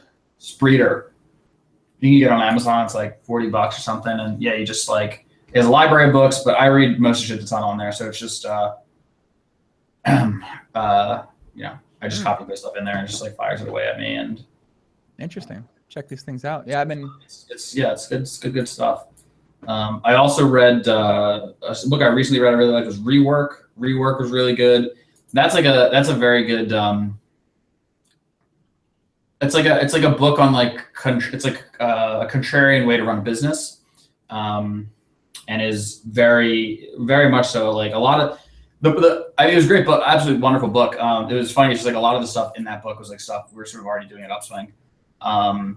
And again, just coming from like, coming at it from like a different, just like within poker, not following, just sort of learning RM, not following like the structure of anyone else. That was going to be something I was going to write about in the poker book was counterintuitive ways to approach poker. Like basically strategies and approaches that I think that I've done over the years that most people would say are bad and aren't good to start off doing, but kind of turn them into positives. And this book sounds perfect. Yeah. I'm gonna start reading that after I'm gonna read that. If anybody wants to figure like, I think starting with like Gary Vee, his books is like, and his content I think is a great idea for anybody who like definitely wants to, I mean, just be like an entrepreneur, just like wants to not like, it's like, if you want to do poker, but like you're not sure poker's for you, but like you want that sort of lifestyle, that like sort of alternative. I think just start with his stuff. Any of his books, start with Crush It, I guess. He just like, it's really I think Crush It for a lot of people is like the talk that like you need to hear that gets you out of like all the conventional wisdom that you thought to like how the world really is, and start fucking crushing it. I like it, man. I like it. Guys in the chat, we can take one more question and that's it. Schedule for me coming up here. I think me and Kevin Martin are going to be podcasting officially next week sometime. I think there's going to be a poker movie series of podcasts. We're going to be doing a poker and gambling movie series of podcasts. First up, going to be Rounders. We're going to be talking about Rounders. And I think I'm going to be doing that with David Paredes, who was who contributed to my book as well. He's been playing in those New York home games for years. So I think he's going to be a good person to do a little bit of Rounders breakdown, analysis, talk about what was good, what was bad, what was ridiculous, what would happen now if that movie was made now. And yeah, we're going to be talking about that. That's going to be the first one we're starting off with. We got Runner is going to be in there. Lucky You. There's some old school gambling books as well. And our gambling movies rather. So yeah, we're gonna be talking about that. So that's coming up next week. What did you just say to read? It's called Crush It by Gary Vaynerchuk. But you can really read any of his books. Ask Gary Vee. The best thing to do is just go on YouTube, watch one of his daily V's, watch his his most recent daily V. If you like him, perfect. He's probably a pretty polarizing guy. A lot of guys like, a lot of guys won't. If you like him, yeah, look him up. This guy's books. I like that too. All right, well, let's wrap it up then. What else we got to say? Anything else you want? Any parting words for the people out there, Fees? Not really. Thanks for tuning in. You can find me on Ryan P. Poker everywhere on social media. If you have any questions that we did not cover, feel free to hit me up and nice. Be on there. I'm more than happy to chat. There you go. Perfect. That's it, guys. Check out the book. It's on Amazon. Links in the description. Chasing the Poker Dream. And that's it. Be back on Monday. Happy Super Bowl. Ryan, who you got Super Bowl? Patriots or Falcons? Falcons. Falcons +3. All right. Falcons +3. There we go. That's it. Guys, much love. Peace out. Adios. Peace. Peace.